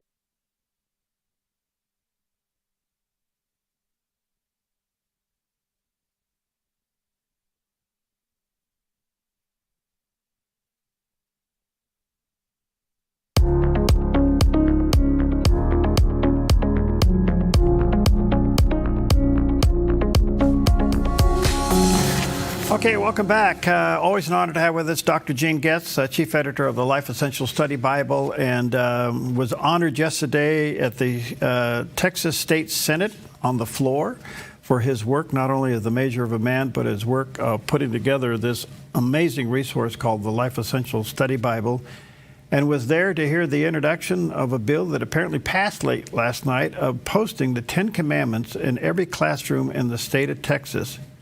The only thing I can say, Gene, is wow. Yeah, it was a great experience to be there with, and to meet a lot of senators who love Jesus Christ, and they have him first place in their lives. And to be honest with you, I didn't know there were that many senators who were believers. Yes. Strong. And the lieutenant governor, of course, is Dan Patrick, is a strong believer. Had a privilege to be in his office, to meet him, and he introduced me, of course, when I prayed to introduce, to pray to introduce the Senate yesterday, and I was told later, by the way, that ordinarily he doesn't say anything. It's kind of appropriate for the lieutenant governor, who's present, of course, the Senate, not to say anything. But following the presentation, he went out of his way to make some very, very significant comments about the Measure of Man, the Life Essential Study Bible. So that indeed was a deep honor and a deep, very humbling. That is so good in so many ways. I'm so happy for you, Gene, and so well deserving. I got to do that one time in California. Our pastor always did the opening prayer on the Senate side, and he couldn't make it one day and sent me over there. I was scared to death. I don't even know what I said. I said it so fast and I was out of there. But to have you honored there, what a blessing. That's just so neat. All right, our next little lesson together today is taken in 2 Corinthians chapter 11. And defeating Satan. You know, Paul's relationship with the Corinthian church is so interesting. It was kind of like spanking them and hugging them at the same time. Absolutely, in both letters. Yeah, I think there was definitely improvement in the second letter from the first letter. Right.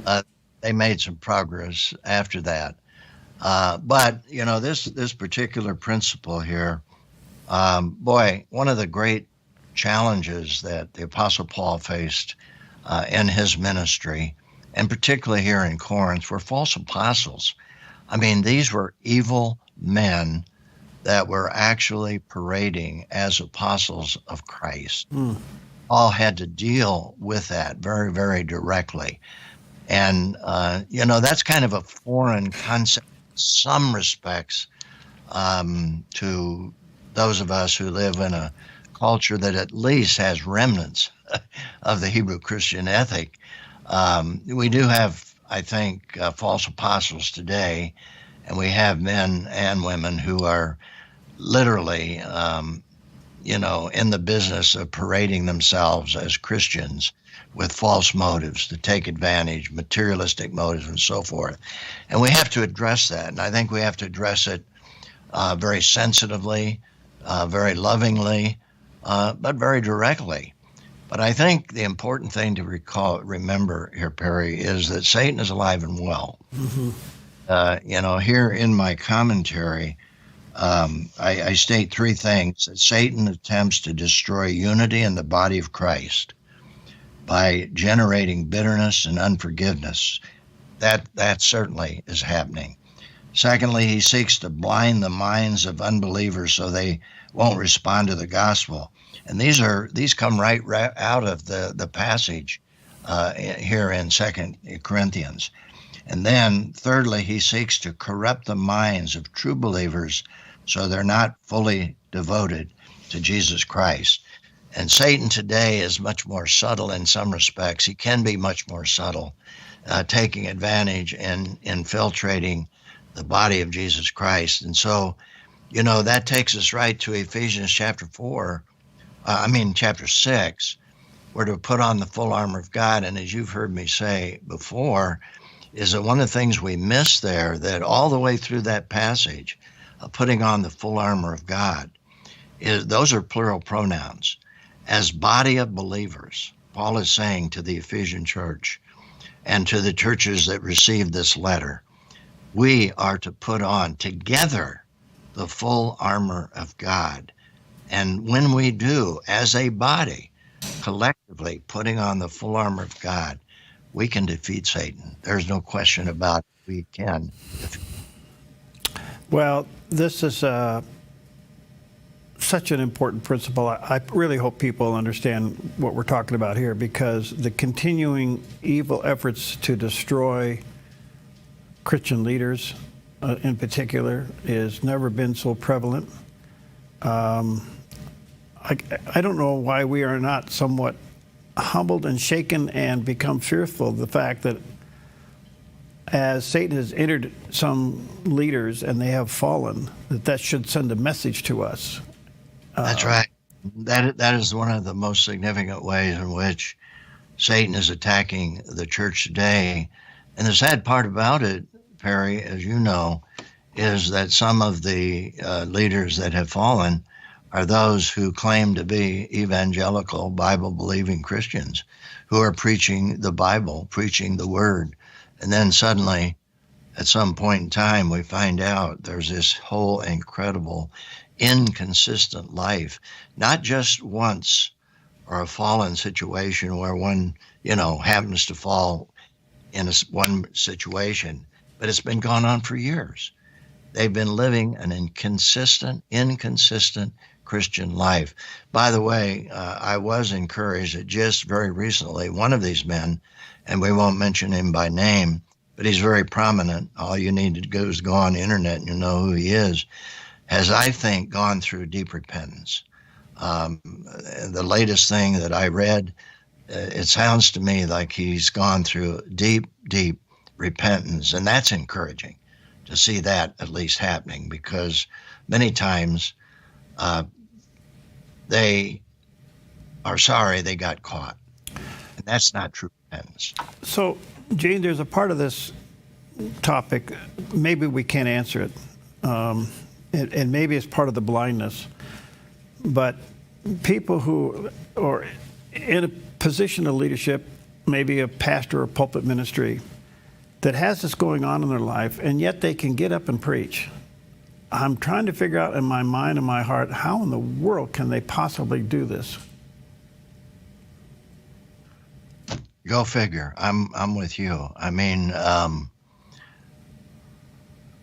total inconsistency in some cases, year after year. Yeah.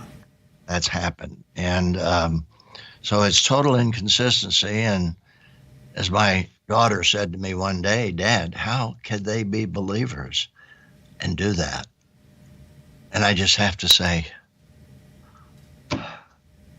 I'm puzzled. Yeah, I am too. I don't know. The scripture says what's done in darkness will be brought to the light. But I guess one of the greatest traps of Satan is that you get away with it so long you think you're clear. Yeah, I think so. But, the other thing that I think we have to take seriously is that Hebrews is very clear that when we, as a child of God, a heavenly Father, will discipline us when we continue to live in sin. Mm-hmm. Now, you have to say God's grace rope is awfully long. And we don't think like God thinks. And I think we have to be very, very careful that we are not judgmental, but the scriptures say that if we are not disciplined, we're not true children.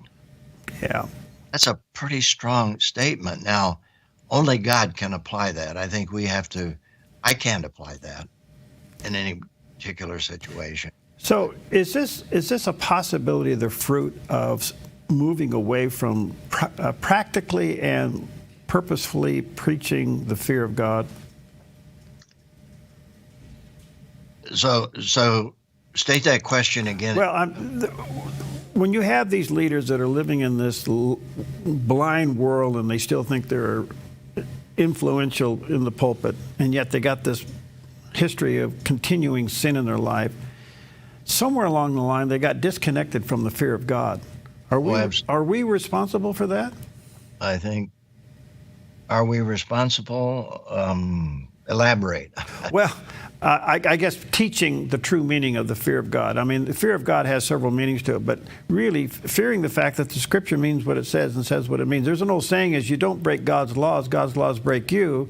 Covenant keepers win, covenant breakers lose.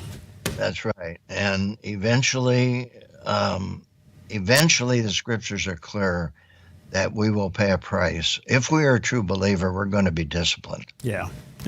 That I can say for sure, because that's what the author of Hebrews says. Yeah.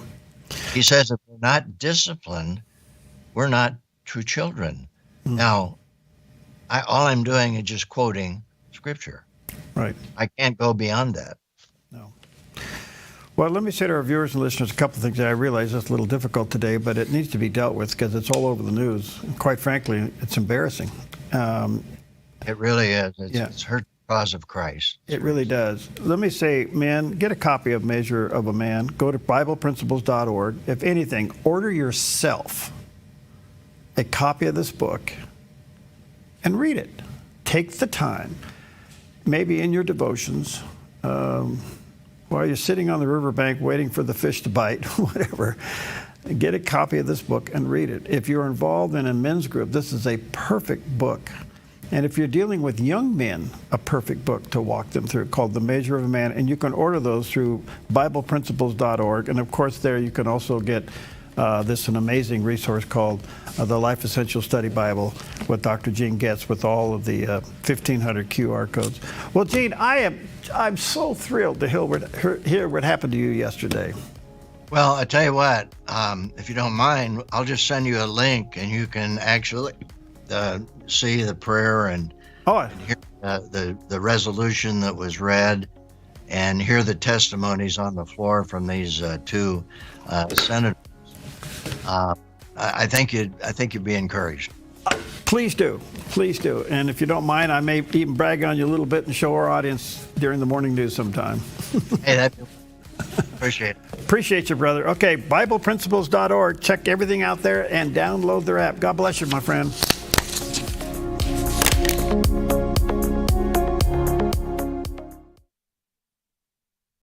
Hey, this is Ed, co-owner of Visiting Angels.